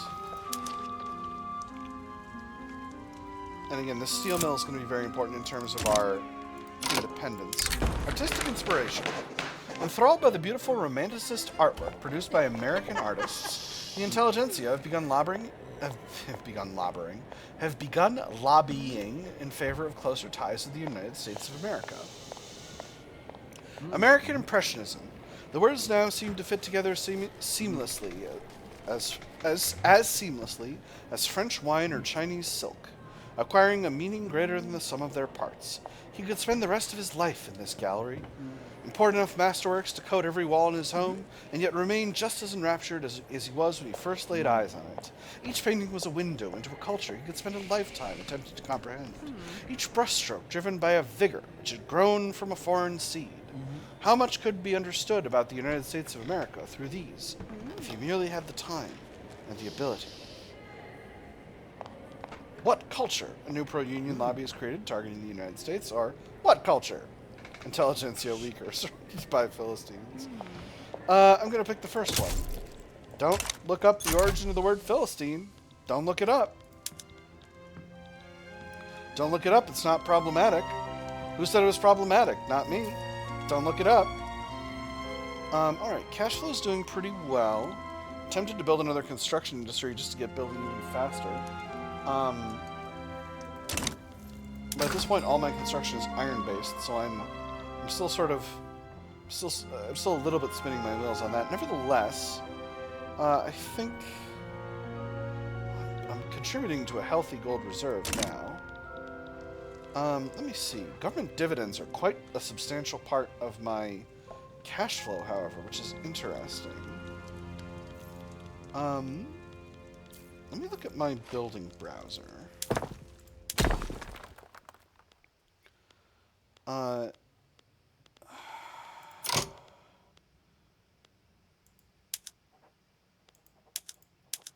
Can I see statistics?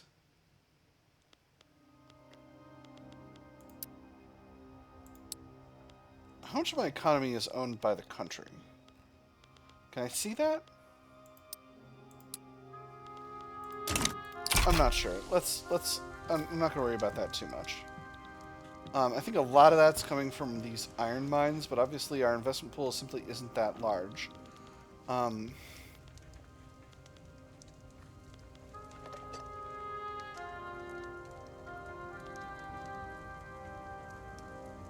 Don't I have the ability to form a company?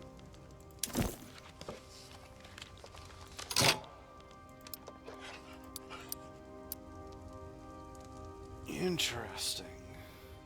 I can't because I'm myself a chartered company. I can't form sub-companies within the company. That's interesting. I didn't realize that. That's curious. Law debate failed. And, alright, so now government dividends have gone down because we just sold a level of industries, and that's put a bunch of cash in the reserve. Alright, beautiful. That's exactly what we want, because that means that cash is actually going to flow into the investment pool, and that's good. Yeah, you can always tell when something nationalizes when you're playing a company this size, country this size. How many more months until we can confederate again? 10 more months. So that's middle of 45. Back half of 45, really. Well, August, September of 45. So I got to keep an eye on that. Keep an eye on that and hope I don't get into a war. Now, I've got a larger economy, at least than Upper Canada for sure. Yeah, less than 1 million for them. Oh, Columbia District is really tiny economy. I had no idea. I thought Columbia District was a much larger economy than that. Because they got multiple states. They got Idaho, they got Southern Columbia and Oregon, as well as Northern Columbia. They got 4 states. So I assumed they were going to be a larger economy than these others, but apparently not. Nova Scotia is an even smaller economy, though. We'll see which one I get first. Beautiful. Large numbers of North German people migrating from Nassau to Quebec in surrounding states. Excellent. Immigration is very good for my overall build. And let me just make sure I'm using steel. Yes, I'm using steel in these tooling workshops. So that is sufficient. Now, I could, of course, start up another construction industry. Again, I'm kind of tempting fate because I'm spending a lot of cash on construction goods. But, you know, I've got a lot of steel. The art of doing nothing. Though previously opposing professional army laws, Baldomero Mola has considered the armed forces political position and instead offers support. While speaking with constituents on matters of law, one must first master the art of appearing to do nothing. While you do everything behind whispers and masked men, indubitably. Welcome their support. Stronger intelligentsia, stronger armed forces, extra enacting success chance, or keep a sharp eye, they're up to something. Half as much enacting success chance, 5% instead of 10%, and Baldomero Mola loses some popularity. I'm just going to go with the first one.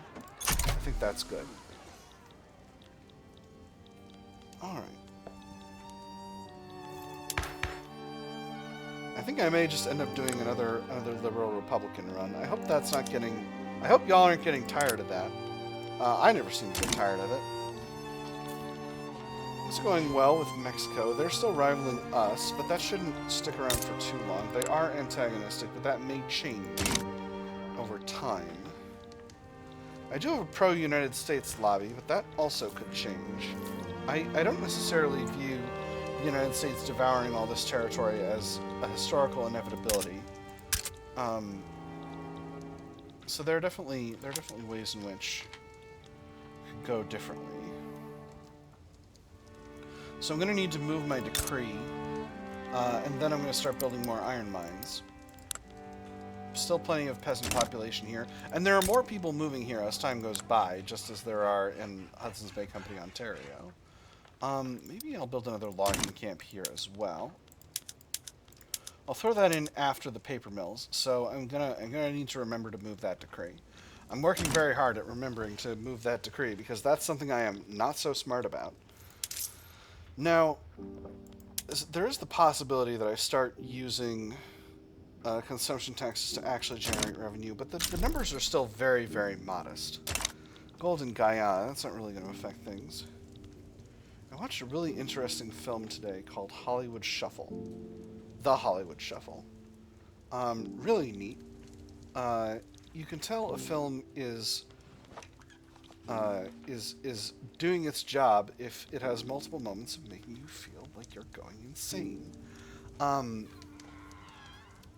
You know, that's a good feeling. More people should look for that in their art.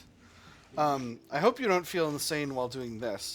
Although, while watching this, if you feel insane while watching a DegenCat Let's Play, that's a normal gamer moment. I don't want you to think you're the only one who does that. And I've had people absolutely sounding off in the comments about my techniques, and that's chill. That's chill. I am not going to sit here and tell you I am the greatest player of video games in the world.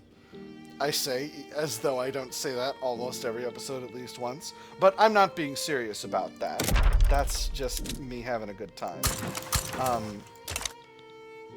I remembered to change the position of the decree. That's important. Do we have another building come in? I'm not sure. Yeah, I think this is another nationalization coming in. But this number's... Oh, no, that's just because the private sector is not building anything right now. Again, anytime a building gets bought, the investment pool, a bunch of cash moves from the investment pool to the treasury. Mandate expended for military industry. Reduced supply route cost is very good. Anyway, I recommend the film. Once again, that's the Hollywood Shuffle. It's really interesting for me because it's about these stereotypes of how black characters are depicted in TV and film in Hollywood. But it's from 1987, so it's a very different set of... I think it's 87. Don't quote me on that. It's from the late 80s. And it's a very different set of stereotypes than the one I'm used to thinking of when you talk about black characters and how they're depicted today in American TV and film. Oh, hold on. Did I just miss my chance? Nah, 15 more days. All right, it wasn't... Wait, I still could. If I just wait a little longer, I can unify again, and then the war will start. Okay, so Britain's going for protectorate over Burma. Britain, are you infamy maxing? You're not. Interesting. Oh, no, it failed. Gosh dang it. That's fine, that happens. Alright. Let's unify. I can't. Why can't I? Oh. One more day. Let's unify. Hey, I got Upper Canada. God save the Queen. Wonderful. That makes me so very pleased. Alright, this number, pretty scary. And probably going to get worse on account of I got even more construction sectors now, maybe? French Republic sides with Burma. Okay. Oh, my goodness, France is doing a republic. Well, that's buck wild. Gorsh. I'm spending a lot more cash on military than I have, and I've got skirmish infantry, which is interesting. Let's go ahead and... How much am I actually spending on military? Let's not be ridiculous here.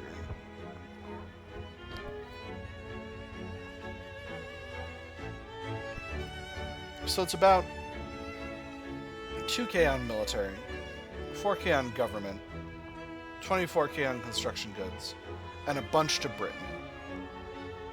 And a bunch of losses from nationally owned buildings, which is really curious.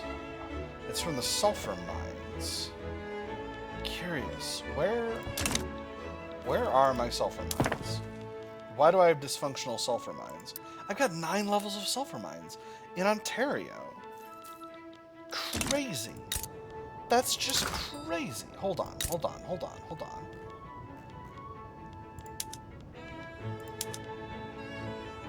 Rail transit will not help.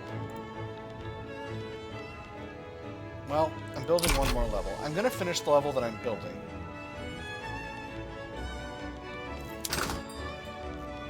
Okay, so what I'm learning here is there is just absolutely no market for sulfur in our market. So I just finished building that building, and I'm going to scrap it. Okay, we're fully employed now. Let's do that and see what that does. Alright, so sulfur is still pretty close to the very bottom of the... Okay, very minor profit being generated now. Let's drop the number down to 4. Some profit. Alright. At least the losses from nationally owned buildings line item is gone. Alright, that's good. So, do I mobilize my army? I have a significant army, and I can afford it. Let's mobilize it. Let's help with this war. We're gonna send these lads to the Bahamas.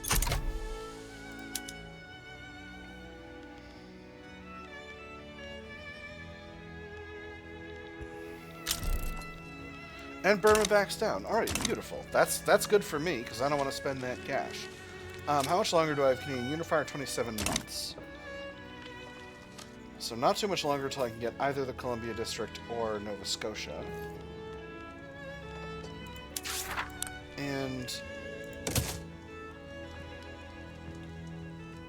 But I still need to finish colonizing and then annexing these other territories. Wow, Ontario really just built sulfur mines for heckin' no reason. Automate fail. We're down to 4%. Gosh dang it. I can get the industrialists on our side, but I don't necessarily want it that bad. Flemish mass immigration to Ontario in the United States. And Colonial. What is going on over here? A Belgian radical revolt, which we are involved in. Interesting. I don't think I'm going to mobilize the lads. I think Britain can handle this one real good. Still got a 26% advance chance here, so I'm not super duper worried. My understanding was that debate chances reflected other chances, but I could be wrong. Reflected the ratio of other chances, but I could be wrong about that. In any case, wow, cash flow is now really, really good, which is sort of wild when you think about it. Oh, right, because now we're right. It was just during construction changeover. It wasn't actually buck wild. All right, swap that road maintenance decree back to Quebec as we're continuing to build iron mines.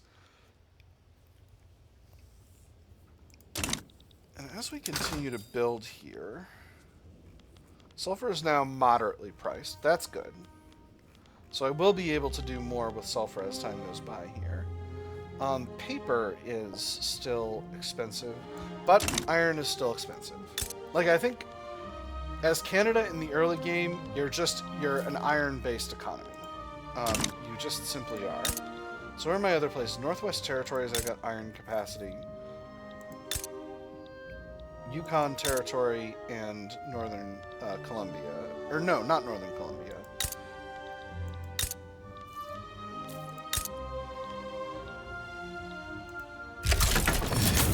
There's the revolt popping off. So I think maybe I put some iron mines in the Yukon just to generate some immigration pull over there, provide some jobs. I think that might be worthwhile to do medium term. Because eventually I am going to be holding all of the Yukon territory, and I do want people living here to be able to have jobs and be gainfully employed. So I think I'm going to do that. Might be a mistake short term, but we'll see. Once again, spending a bunch of cash on stuff here because the private sector is not building. Investment pool is increasing at a nice healthy clip though, so I'm not too worried about it. If you can get your economy running properly, there's a virtuous cycle of building productive industries and having the investment pool buy them. Now the question is, the thing that's going to be difficult for me long term is my light industry, because I can produce my own furniture, because I got wood for days, but I don't have a good source of fabric without colonizing. And of course, I'm not necessarily going to have colonization capabilities beyond the colonization of this territory right here that we're talking about, except I can produce wool at my my livestock ranches pretty soon, because I'm working on intensive agriculture right now, and that's going to allow me to support a small amount of native Canadian textile industry, and that's going to be useful medium term. Create a Assiniboine diplomatic play against us, that's fine. I'm going to hold off on mobilizing the lads for just a little bit longer. You know, it's no rush. I don't need to put a force there right now immediately. Hungarian mass immigration to Quebec and surrounding states. Excellent. Oh, I'm so very pleased. I'm so very pleased. And law debate failed, puts us back down to 5% success chance over here. Mexico is now damaging relations. So what relations are we at with Mexico? We're right at 1. So that is going to continue to decay, which is unfortunate because, again, Mexico, you need friends around here, my guy. This is not helping you. Mexico, I know you deserve better than this. You deserve better than to not be friends with Canada. Bessemer process. That's very good. Let's get our steel mill running Bessemer process. We're going to produce even more steel, and that's going to be very good for the customs union. Yeah, we're definitely being productive about that. So, I can make money producing tools. I can make money producing engines. There's intensive agriculture. I'm going to immediately go to soil enriching farming. I'm going to immediately go to increased wool gathering. I will have the ability to produce my own fertilizer before too long. Let's build up some more tooling industries. I have plenty of demand for tools and steel and iron. Again, virtuous cycle here. Actually, these steel mills I don't want to increase the size of because they're not fully hiring. That's our war kicking off. I don't think this war against the Cree Assiniboine people is going to take too long at all.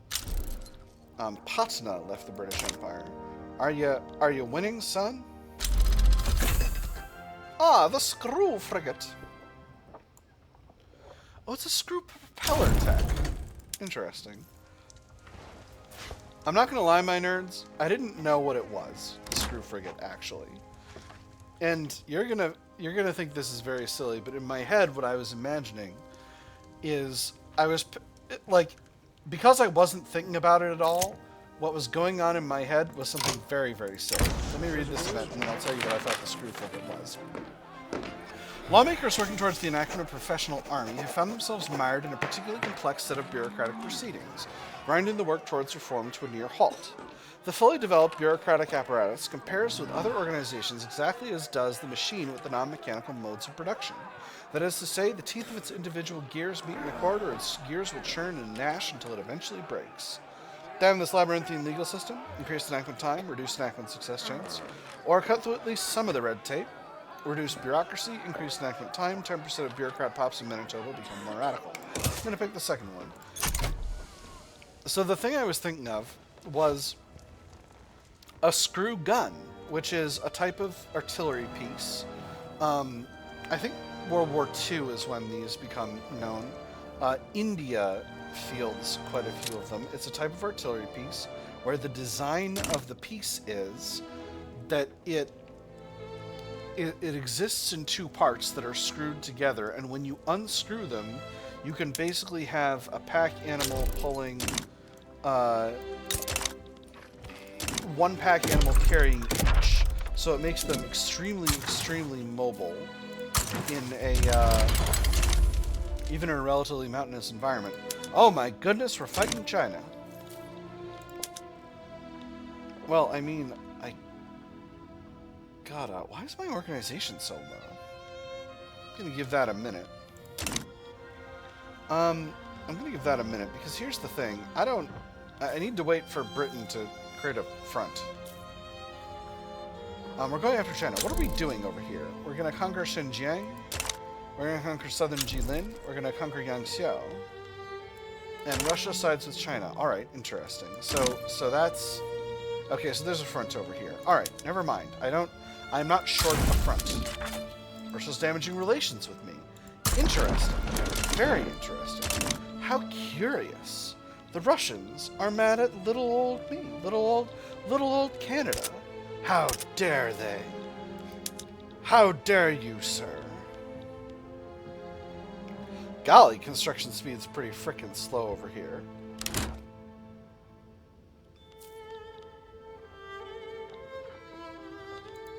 I put the decree in the right state, right?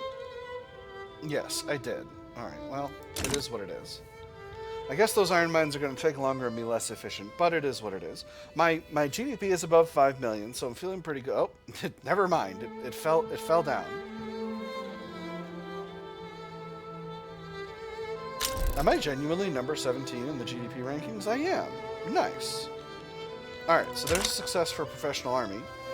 Maybe one of these days we'll get out of introduction. Who knows? Maybe one day there will be potential for... Oh, there's a front over here. In Burma. That's interesting. I hadn't even reckoned that. But it is what it is.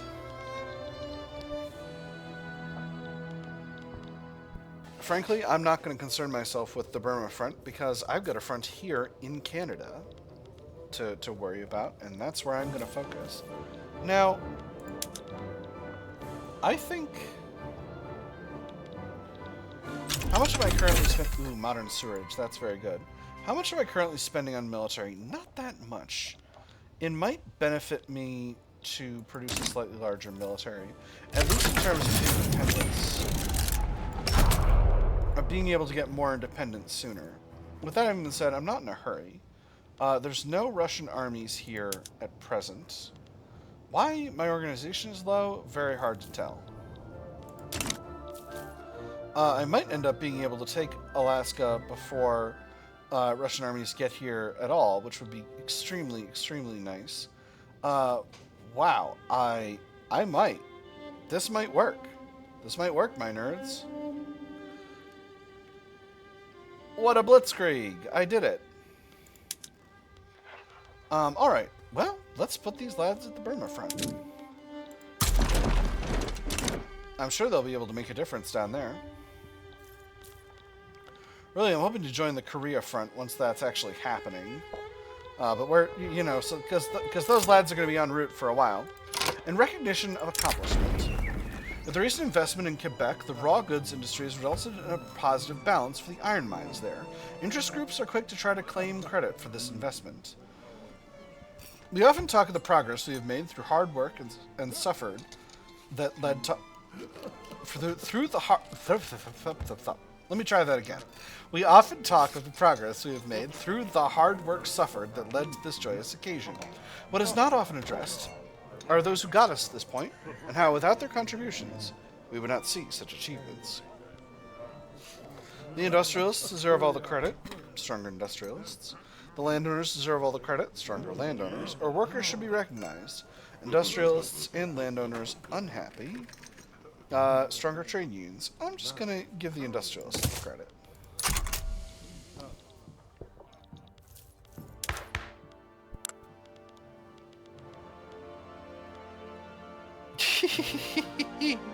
I got 2 political concessions for the trade unions on 1 law.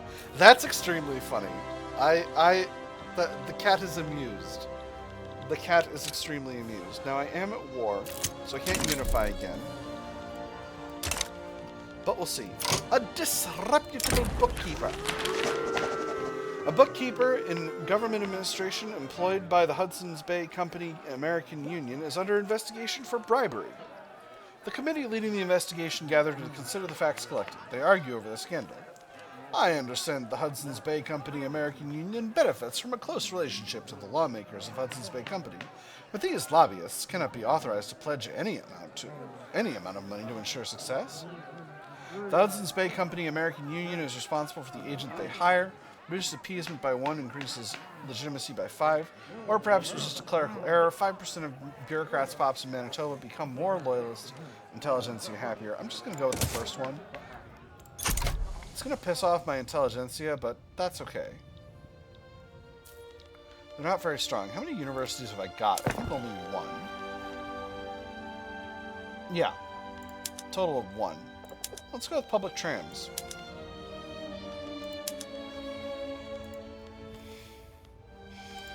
I own banana plantations, so that's interesting. I think, you know, I haven't been using the owners. Let's go to the location filter and filter to buildings that are in the country, because that's really what I'm focusing on. Are my wheat farms better off using harvesting tools? I don't think so. Can go to steamships with my ports, but that doesn't seem useful. I think my shipyards are making this up, but let's see. Okay, no, they actually are more profitable with that. Let's put our steel mills on privatize. That's good. We're still in a pretty healthy 87% private ownership. All right. East India Company owns 1. That's interesting. I think I own plenty of businesses over there as well, so them's the breaks. Well, no front got built in Korea, so it seems like we're just going to the main front in Burma after all. So that's the way things are. I'm going to need another level of bureaucracy pretty soon. How is the one in bureaucracy in Manitoba running? They're partially hiring at least. Do I have hereditary bureaucrats? I do. That's what I need to do. I need to get rid of that. I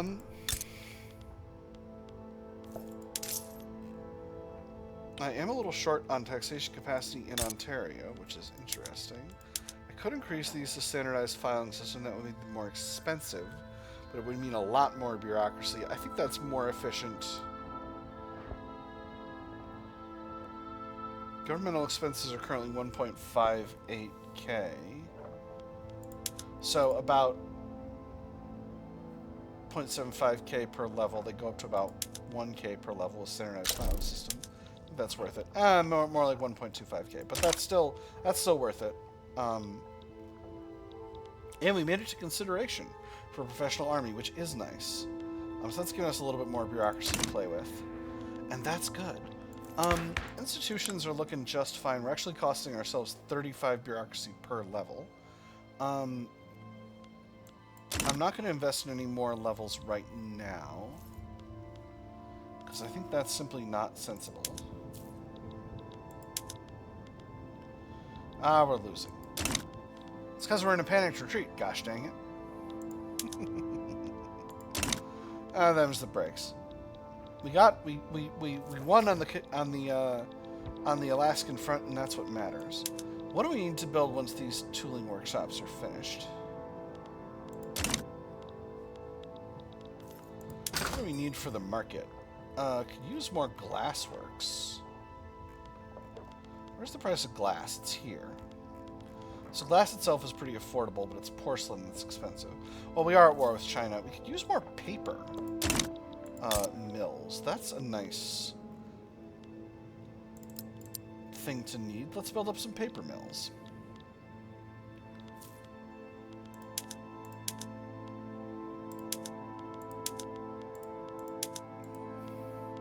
I'm going to prioritize grocery production in the food industries because we've got a lot of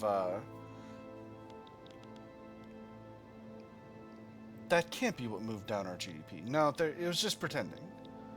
Alright, actually, let's build one more level of iron mines just to make the decrees more efficient. And then we'll do the other one after. That's interesting. I suppose I really do need another construction sector, but I want to keep my investment pool growing at a healthy size. And I think this is the best way to do it so far.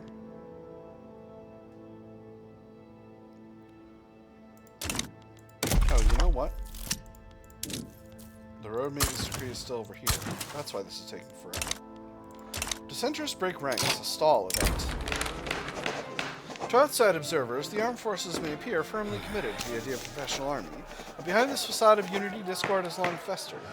Now, a clique of dissenters have finally had enough and have officially broken with their fellow members over the issue of the reform. For how long have we stood together? How many times have we lent a willing hand your way? Yet our own concerns are left unanswered, and our own desires are left unmet. If we shall not be heard here, we shall be so elsewhere.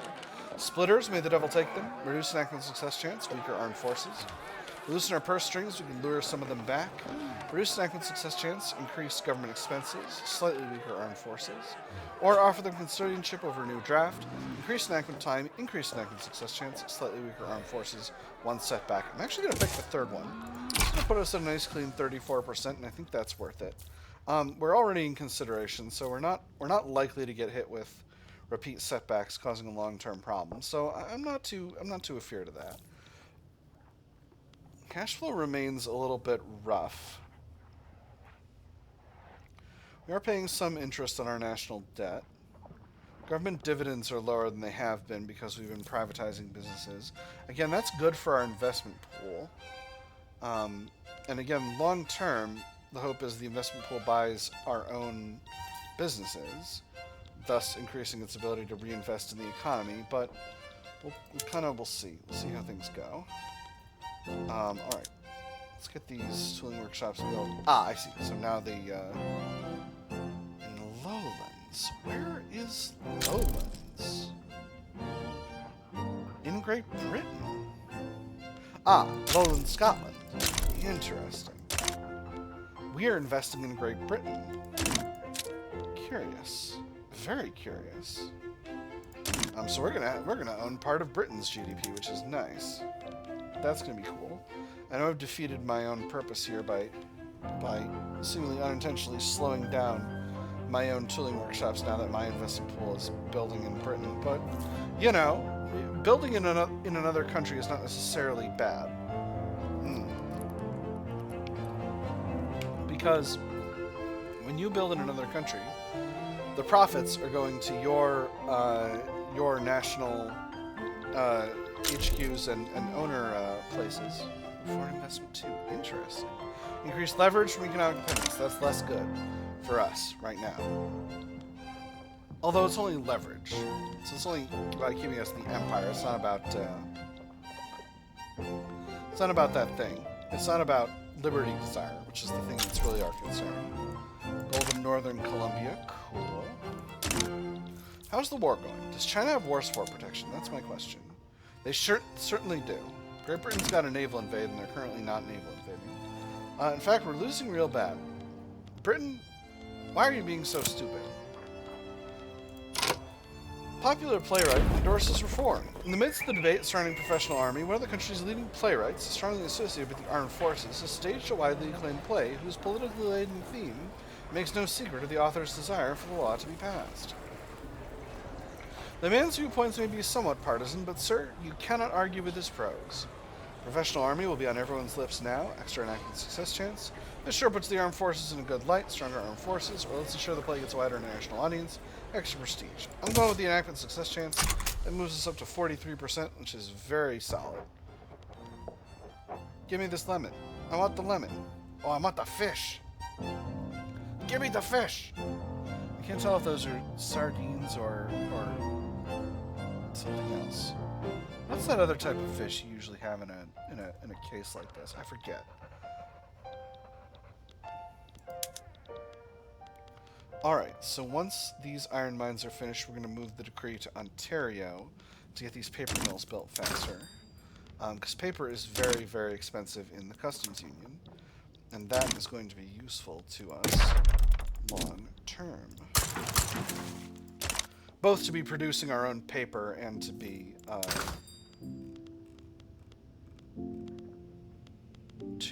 to have some more productive industries. That's also going to provide some of a market for the sulfur, which is going to bolster our sulfur mines. Now, I think no, I'm not going to get tempted to build another construction sector because my investment pool is actually almost done with the iron mines they're building, and that's going to put a bunch more yeah, there we go. There we go. They finished out, and now we're building faster, but of course, we're costing more to do it. So I keep feeling the temptation. I keep going, oh, I'll build it. Oh, market access.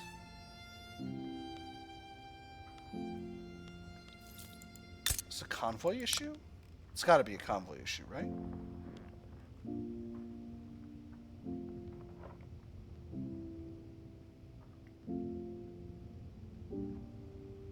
It's not an infrastructure comparison issue, so it's got to be a convoy issue. Well,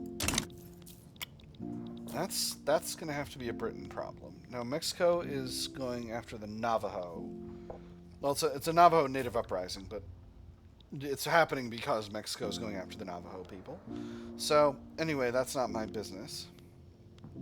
I could intervene, theoretically. But I don't think the Navajo people have much of a chance against Mexico. Odd that the United States hasn't started to colonize the rest of Oklahoma. Maybe the Indian Territory has a claim there now, which will block them colonizing. And we're in adoption. Excellent. So this is good. This is good for us. We're almost finished colonizing the Iron Confederacy. We're still colonizing the Niitsitapi people and the Athabasca people as well. An anti-Russian league consisting of the intelligentsia and the trade unions. Interesting. And colonization in northern Colombia is completed. So now we're just colonizing the Yukon territory. Cool. Nice. Oh, I didn't realize this territory was unincorporated. I'm going to go ahead and incorporate. It turns out I've got a lot of unincorporated territory.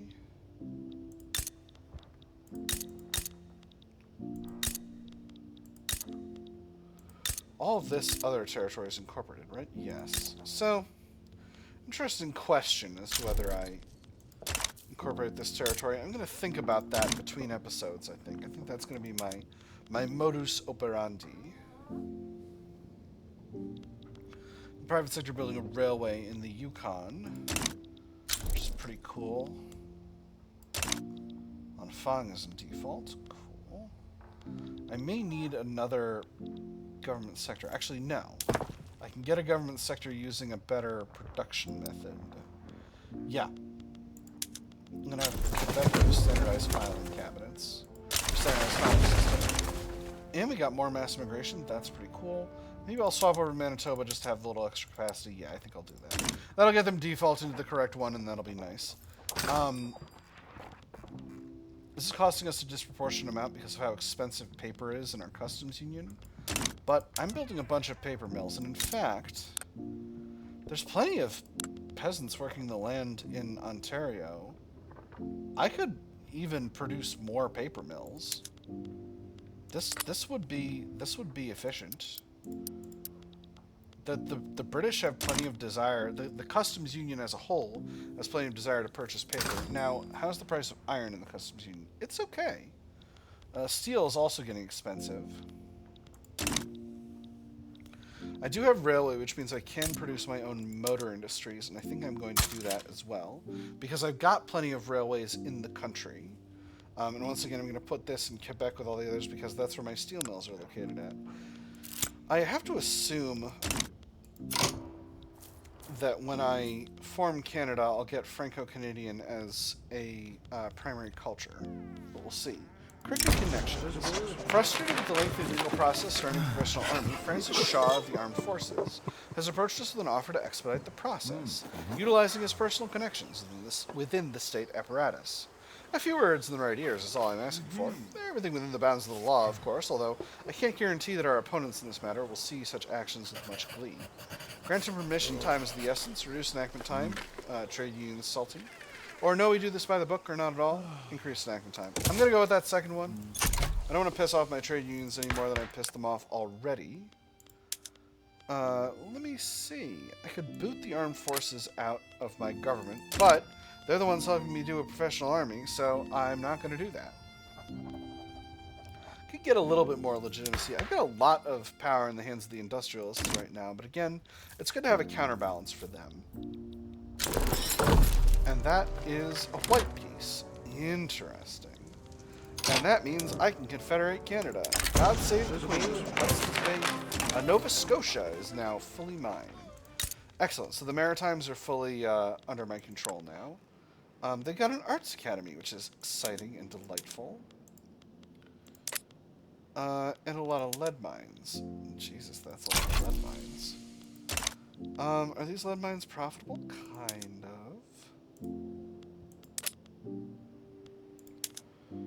Logging camps, alright, those are running. Fishing wharves on fishing trawlers, that's good. So our economy has increased by a little bit more. How close am I to forming Canada? I need 2 more states.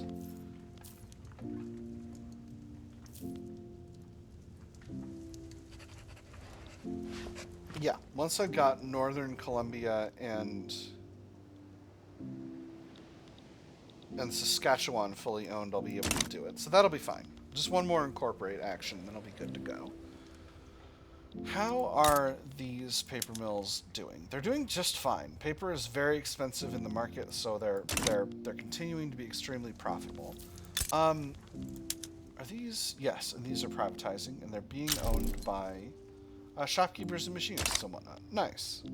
That's also very good. Am I in guild system? I am in guild system. Who's supposed to get me out of guild system? It's not you guys. That's curious. I mean, not that I'm complaining, but guild system does kind of suck. But this professional army thing has been going a long time, so hopefully once that gets done, we'll be able to deal with the whole guild system situation and not need to worry about it too much. What time is it? It's quite late. I should stop playing video games. But I like playing video games, and also, we're making very good progress. Cash flow was really bananas there for a second. Oh my goodness. Ah, the Ottomans and the Egyptians shooting at each other once again. I might stay out of it this time, or I might simply do as I usually do and go to the front over here. I'm going to go to the front over here. Again, hopefully I can get there before things get silly. Opposition members put forth demands. More pragmatically inclined members of the trade unions, currently opposed to the passing of professional army, have offered to change their stance were they to be offered certain political concessions. Such concessions would not be popular with the armed forces, however. Acquiesce to their demands, the bill must pass, adds another political concessions. Oh man. This is going to be so silly. I've never political concession... Okay, in the Persia run, I political concessions maxed pretty hard. But this is getting ridiculous. I've got 3 sets of political concessions to the trade unions on a single law. This is bananas. This is an insane play for socialism. I love it. I'm so pleased. I have to admit, this was not my plan long term, but also I'm tickled. I'm so tickled. I'm delighted. I've never been happier. We got a lot of war goals rolling now. The Ottoman desires a bunch of oh, interesting. They didn't actually get a lot of their territory over here. And it actually looks like we're stronger than ever. Oh, Bulgaria did get broken off. Right, because the Ottoman Empire lost last time. That's right. So Bulgaria's been broken off, and there's these 2 Ottoman puppets that are kind of... Is Serbia subject to the Ottoman Empire? They are. So these puppets are not isolated, but they could be. Once again, the Ottomans are going for transfer of the Baltic governorates and to steal Russian Dobruja here, which I don't know why you would want that, but I mean, I'm not saying Dobruja is not good territory. I'm just saying that, like, it doesn't seem optimal. All right, I think one more. Ooh, excellent. So some people moving to Manitoba. Excellent. So I think one more. Oh my, this is not a great ratio, but you know, so far the enemy doesn't have any armies here yet. So if I can go fast, I can get where I want to go, and that'll be nice.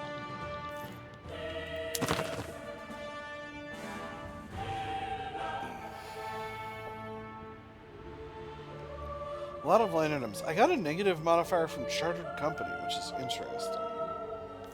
So I wonder if I need to change my government principles, if that'll actually give me more liberty desire. Because that's something I could think about. I moved my decree, didn't I? Yes, I did. I think these paper mills are ultimately... raising concerns. Everybody's concerned. The trade unions have expressed their concerns about government decisions clearly favoring the interests of the industrialists. Choosing is always hard. Not because the decision is difficult to make, but because the consequences can be a bit inconvenient. Rumors are spreading, like smoke from a factory, staining the clear air of Hudson's Bay Company with a dense and vicious poison. This needs to be addressed. Happier trade unions, unhappy industrialists, or they need to accept they can't always please everyone. Trade unions slightly unhappy and slightly weaker. I'm going to go with the second one. They'll be plenty strong later. Come on, give me a professional army. Alright, we'll put these forces on the Tripolitania front. But if it failed, alright, we're down to 42%. I still think we can do it. Paper's still crazy expensive in the British market, so I'm still producing good returns. I got plenty of cash in the pot. But the private sector is building... I should incorporate this territory. Ooh, crystal glass. Nice. I should incorporate this territory. Part of the reason this stuff is taking forever to finish building is because of the unincorporated territory. Obviously that's goofed up my governance capacity, so that was dumb, but, you know, I've been dumb before and I will be dumb again. Alright, let's get the better glass rolling. I've got plenty of lead in the country, or I surely should. Lead must not be expensive in the market. Lead's expensive in the market. How could lead be expensive in the market? The Maritimes are chock full of it. Well, there we go. Now they're producing better. Nice. Score. Alright, I'm going to need one more government sector, and I think it's completely reasonable to put it in Ontario, especially because Ontario is a little bit low in taxation capacity. In fact, Ontario is very low in taxation capacity. Ontario is minus 25 low in taxation capacity. Hey, Nitro, wonderful. I'll throw one at the top of the queue, and we'll look to the other later. Now, Ontario is where my sulfur mines are. I think it's reasonable for this to be our place where we build up our fertilizer and subsequently explosives and munitions industries. So let's go ahead and do that. We'll queue those straight in, and that'll be nice. I'll systematize Egypt and fighting them in a war. You can't blame me for that. That's just the nature of war. Alright, there we go. That gives us a little bit more bureaucratic capacity. Now, do I build the other to solve the cash flow problem? Yeah, I think I actually do. It's not that much of a cash flow shortage, but it's not nothing. Well, no, because I think it's actually going to cost more to run the government than it's going to be that I'm going to get from the cash flow, for the moment at least. The obligation we owe to Columbia District is being used as a pretext to request to include their friends and the petite bourgeoisie in our government. As embarrassing as it would be to let another country dictate our politics, it would also be quite unseemly if they put more trust into our opposition than our government. Columbia District helped us once. We will take their advice. Petite bourgeoisie becomes part of the government, or the mere suggestion is an outrage deteriorates relations by 20. I'm going to pick the second one. I don't want the petite bourgeoisie in the government. We're going to need to improve relations with them. But we got that agreement, so this should be going at a good, healthy clip. And there's professional armies. So, now our trade unions become significantly stronger. That's cool. And they're big mad. So, what can I do to appease my trade unions? Not right of assembly, that's fine. No social security. I could go to poor laws. That made the trade unions at least a little bit happier. Could go to private or public schools. Public schools would be nice. We're in homesteading, that's fine. I could go to dedicated police force. Only people who would dislike are the rural folk. But that doesn't help me get my trade unions happier.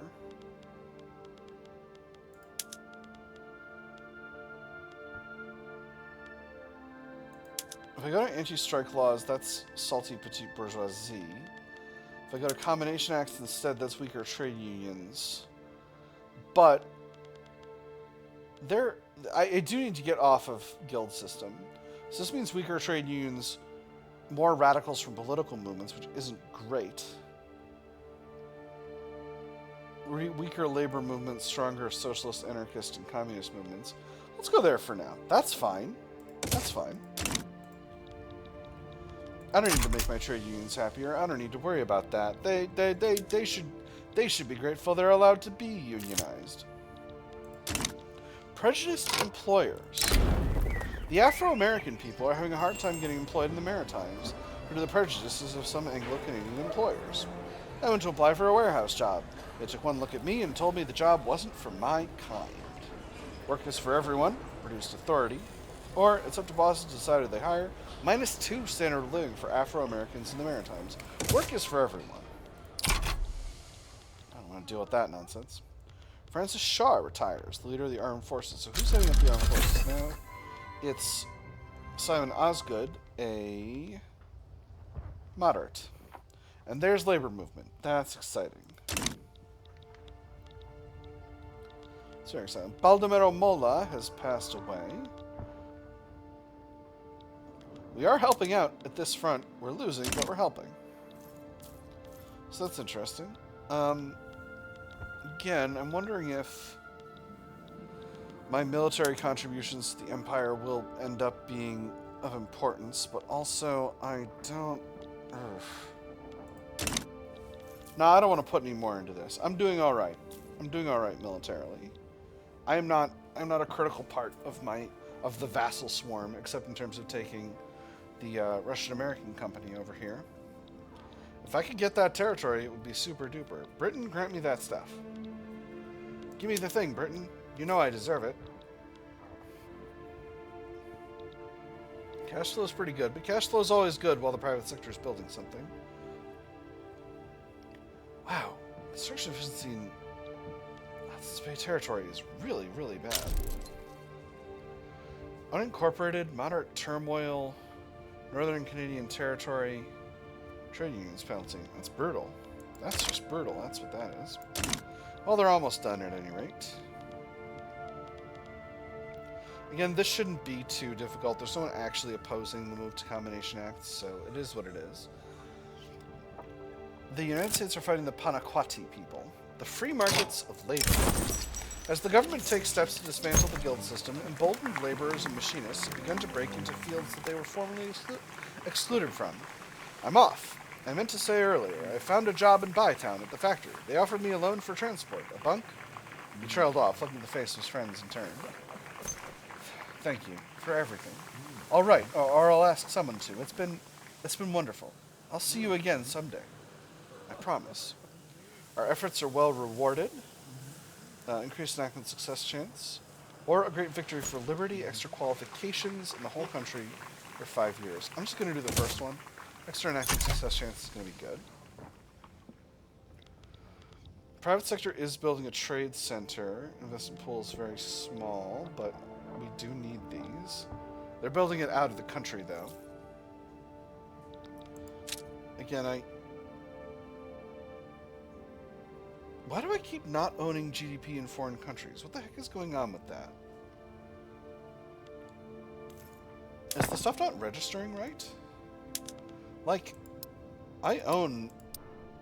Like, this is owned by... Yeah, by my own investment pool. That's so strange. I'm not sure what's causing that. Yeah, we own a bunch of textiles and industries in India. That's so weird. I don't know what to make of that. Oh, right. I got nitro for my mines. Hold on. Ooh, explosives are pretty expensive in the market, though.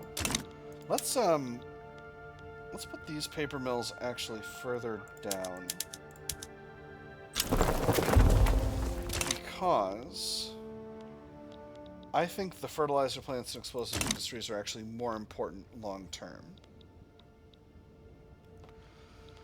Still struggling to get my GDP up.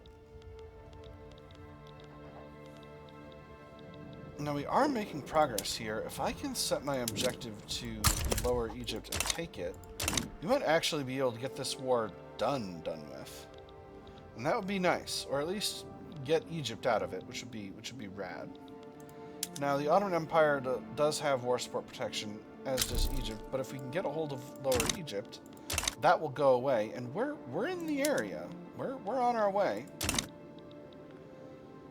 And that's so this we could sneak into the sneak out of this war. Now, once that happens, Russia still has war supports against them for Dobruja and the Baltic governorates, and there's going to be a long push up Russia to get all this back and get up there. But it will be possible, and it'll be easier once Egypt is out of the war, which, again, looking more and more likely as we get going here.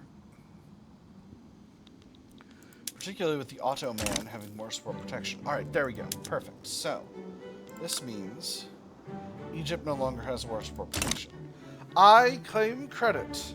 Oh, I'm so smart and the best at video games.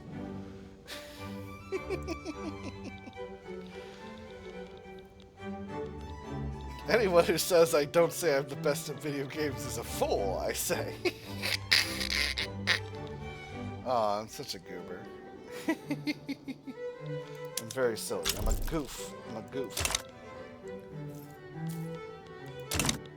I've been told that the word goof means something much more extreme in Western Canada than it does in the United States here where I live. I'm told that goof means it's like a... The heck? What are you doing on landed voting, America? It means like a much more extreme version of someone who doesn't know what's happening, or something like that. It might. Oh, the fronts have been broken up. Hold up. Gotta keep positive numbers on these fronts while we're rolling, because I don't want to lose Lower Egypt. Grassroots support for law. The political wills and desires of the lower classes will always remain an opaque matter, and for whatever reason, support for Combination Acts is spread like wildfire across Hudson's Bay Company, spurred on by charismatic speakers and lively debates in small-time social clubs. They're backing what now? Well, Who are we to complain? While their support was never a prerequisite for success, it sure doesn't hurt to have it either. Public enthusiasm expedites reform, increased enactment success chance, stronger industrialists, or use this common ground to calm the masses. 20% of lower starting pops in Quebec become more loyalist. I'm actually going to pick that second one. I like getting loyalists. Quebec is a big part of the country. There we go. Oh, look at that.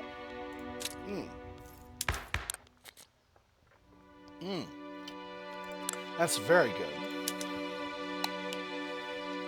Armed forces are actually pretty weak. I'm going to boot them out of the government. Wait, are they helping me do this, or do they not care? They don't care. Armed forces, it's been nice. Get out. Slightly more legitimacy for a fun time.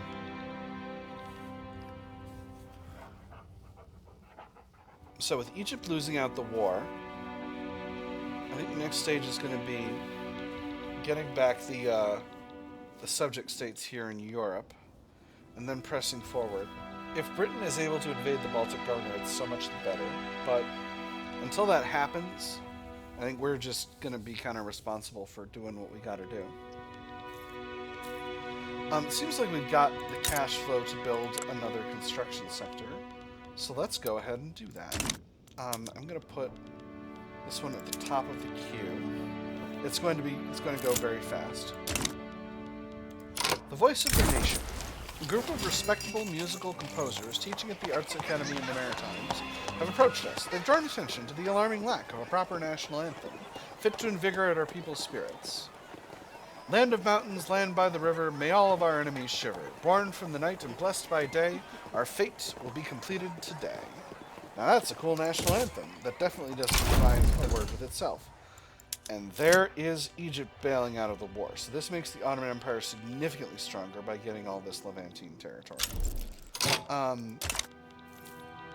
Political migration. The rich and unstable political environment in Hudson's Bay Company has proven attractive to political exiles and stateless people who have begun to congregate in the coffee houses of Fort Douglas.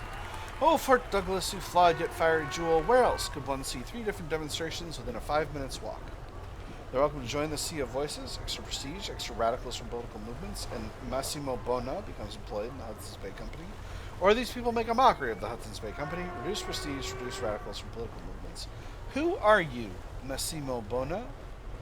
You're a land reformer aligned with the intelligentsia? Welcome. France has finished taking over their North African claims. I forget what the word is. Maghreb. The Maghreb.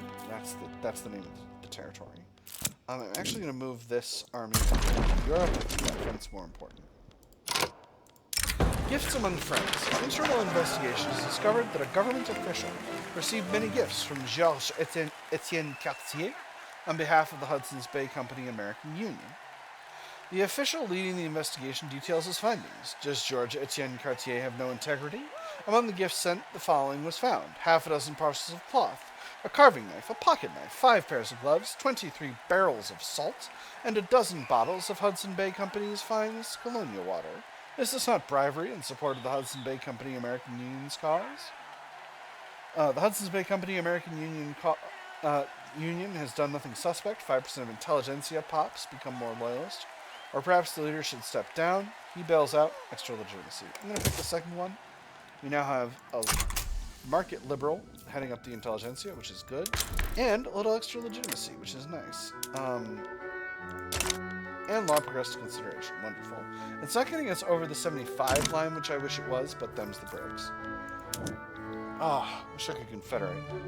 As soon as this war is over, I'll be able to confederate, and that's what I'm trying to make happen here.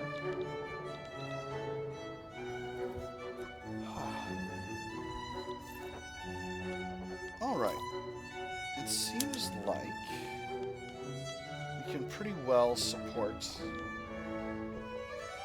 Okay. Seems like the cash flow's good. Do I risk it? I do want that biscuit pretty bad. Quebec is also short on taxation capacity. That's curious. Oh right, because I got the bad bureaucrats. That's what's going on. I got a lot of cash in the reserves, and my armies are mobilized. So maybe, in fact, another construction sector is reasonable. I'm gonna do it.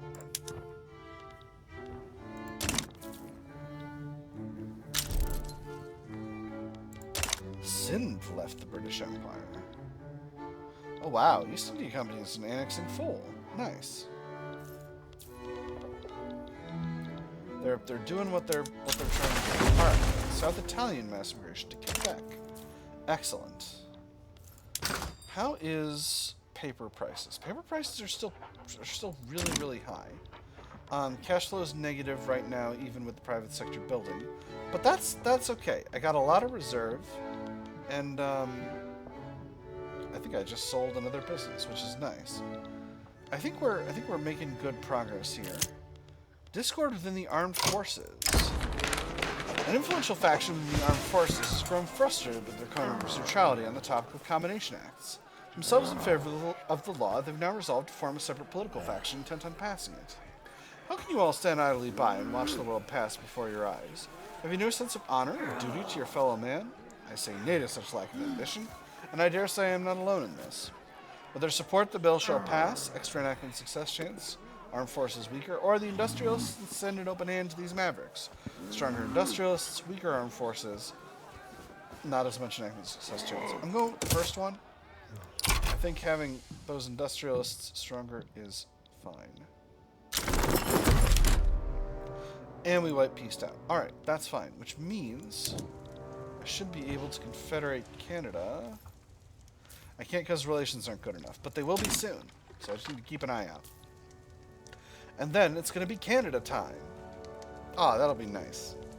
So I think I'll put for the thumbnail. Maybe I'll do one HBC, or maybe I'll just start out with the Canada flag. We're making really good progress time-wise. I've been able to hold it at speed 4 without doing too much pausing. So we're making really good. We're making really good time here.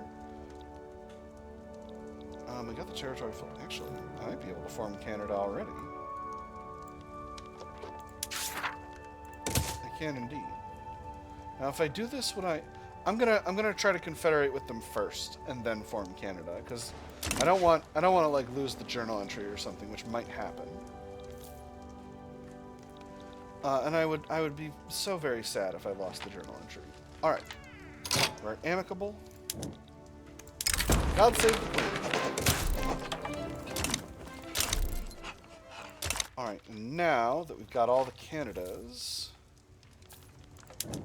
I don't have the option to confederate anymore because there's no additional Canadas. Let's form ourselves a Canada. The Hudson's Bay Company has emerged as a rising power in Canada. A new day dawns, and a new nation rises to the world stage. Hudson's Bay Company glory is the inevitable future. A glorious union. Gains a claim in Newfoundland. Do I already have? Oh, I do have Newfoundland. Or I don't have Newfoundland yet. Conventional Fort Douglas dissolved. Ah, that's the treaty that I had with Hudson's Bay Company. Columbia District left the British Empire. So, any businesses here I need to fix up? Nope, we're looking good. Armors industries here are on rifles. Northern Columbia. Logging camps are looking good. Fishing wharves are looking good. Gold fields are looking good. Alright. Canadian Confederation. The unification of Canada is complete. The various colonial governments have been integrated into one under the administration of Hudson's Bay Company and with the enthusiastic approval of Great Britain. The dream of a united Canada has finally been achieved. From humble beginnings as a small colony in the vast and unknown north, the settlers have grown and adapted. They've become a people. They have forged a nation. A true north, strong and free. We become a dominion and get a bunch of extra prestige. Excellent. And we are currently still colonizing the Idaho. And we now have the ability to form a company. Excellent. And our Liberty Desire is still... Well, let's give it one more week to see how that changes things.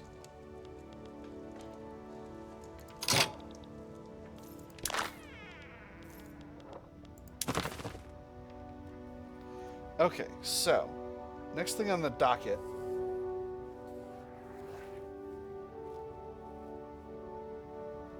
Next thing on the docket is I need to increase my army power projection. That shouldn't take too much, actually. It's going to take a lot of cash, but shouldn't take too much. And after that, prestige is going to be our next method, and then fervor. Now, we're currently on racial segregation. And how is our cultural fervor? Our primary... Okay, hold on, let's check. Our primary cultures now...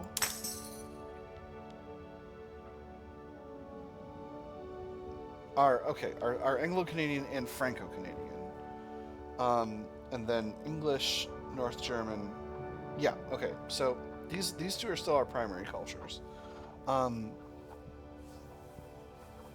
Which is just fine. Actually, we're plurality English, which is a bit of a surprise. But I guess we're having a lot of English people joining the country. So I think maybe fighting in wars is going to be our easiest way to get our national fervor up, which is a bit messed up, but you know, it also is what it is. Never another Gallipoli and all that. I think I do need to provide the armed forces a little bit more artillery. So, you know I love round numbers. I'm also going to need my own artillery foundries. And maybe 3 more here as well. Yeah, that should be fine. And then... maybe not quite so many. Maybe a few units of cavalry.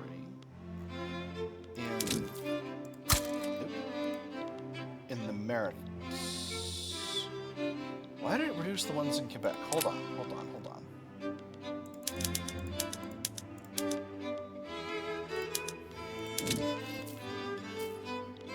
So, let's put 2 units of cavalry in Manitoba.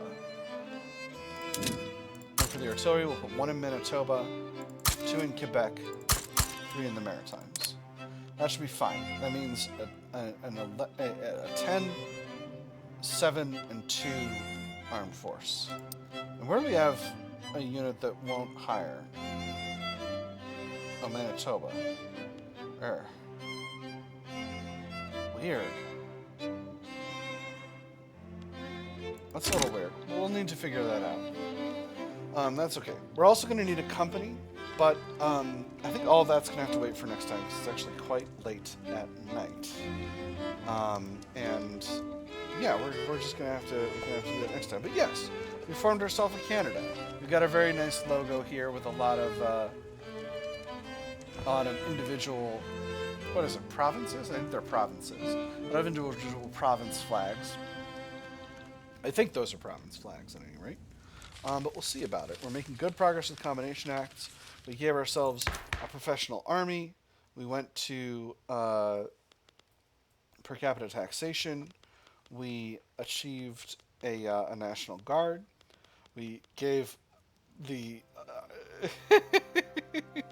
the trade unions a lot of political concessions. We annexed a bunch of other Canadas. So, you know, we've made a lot of good progress today. That's going to be all for tonight, my nerds. I have had fun. I hope you all have had fun, and I will see you on the other side.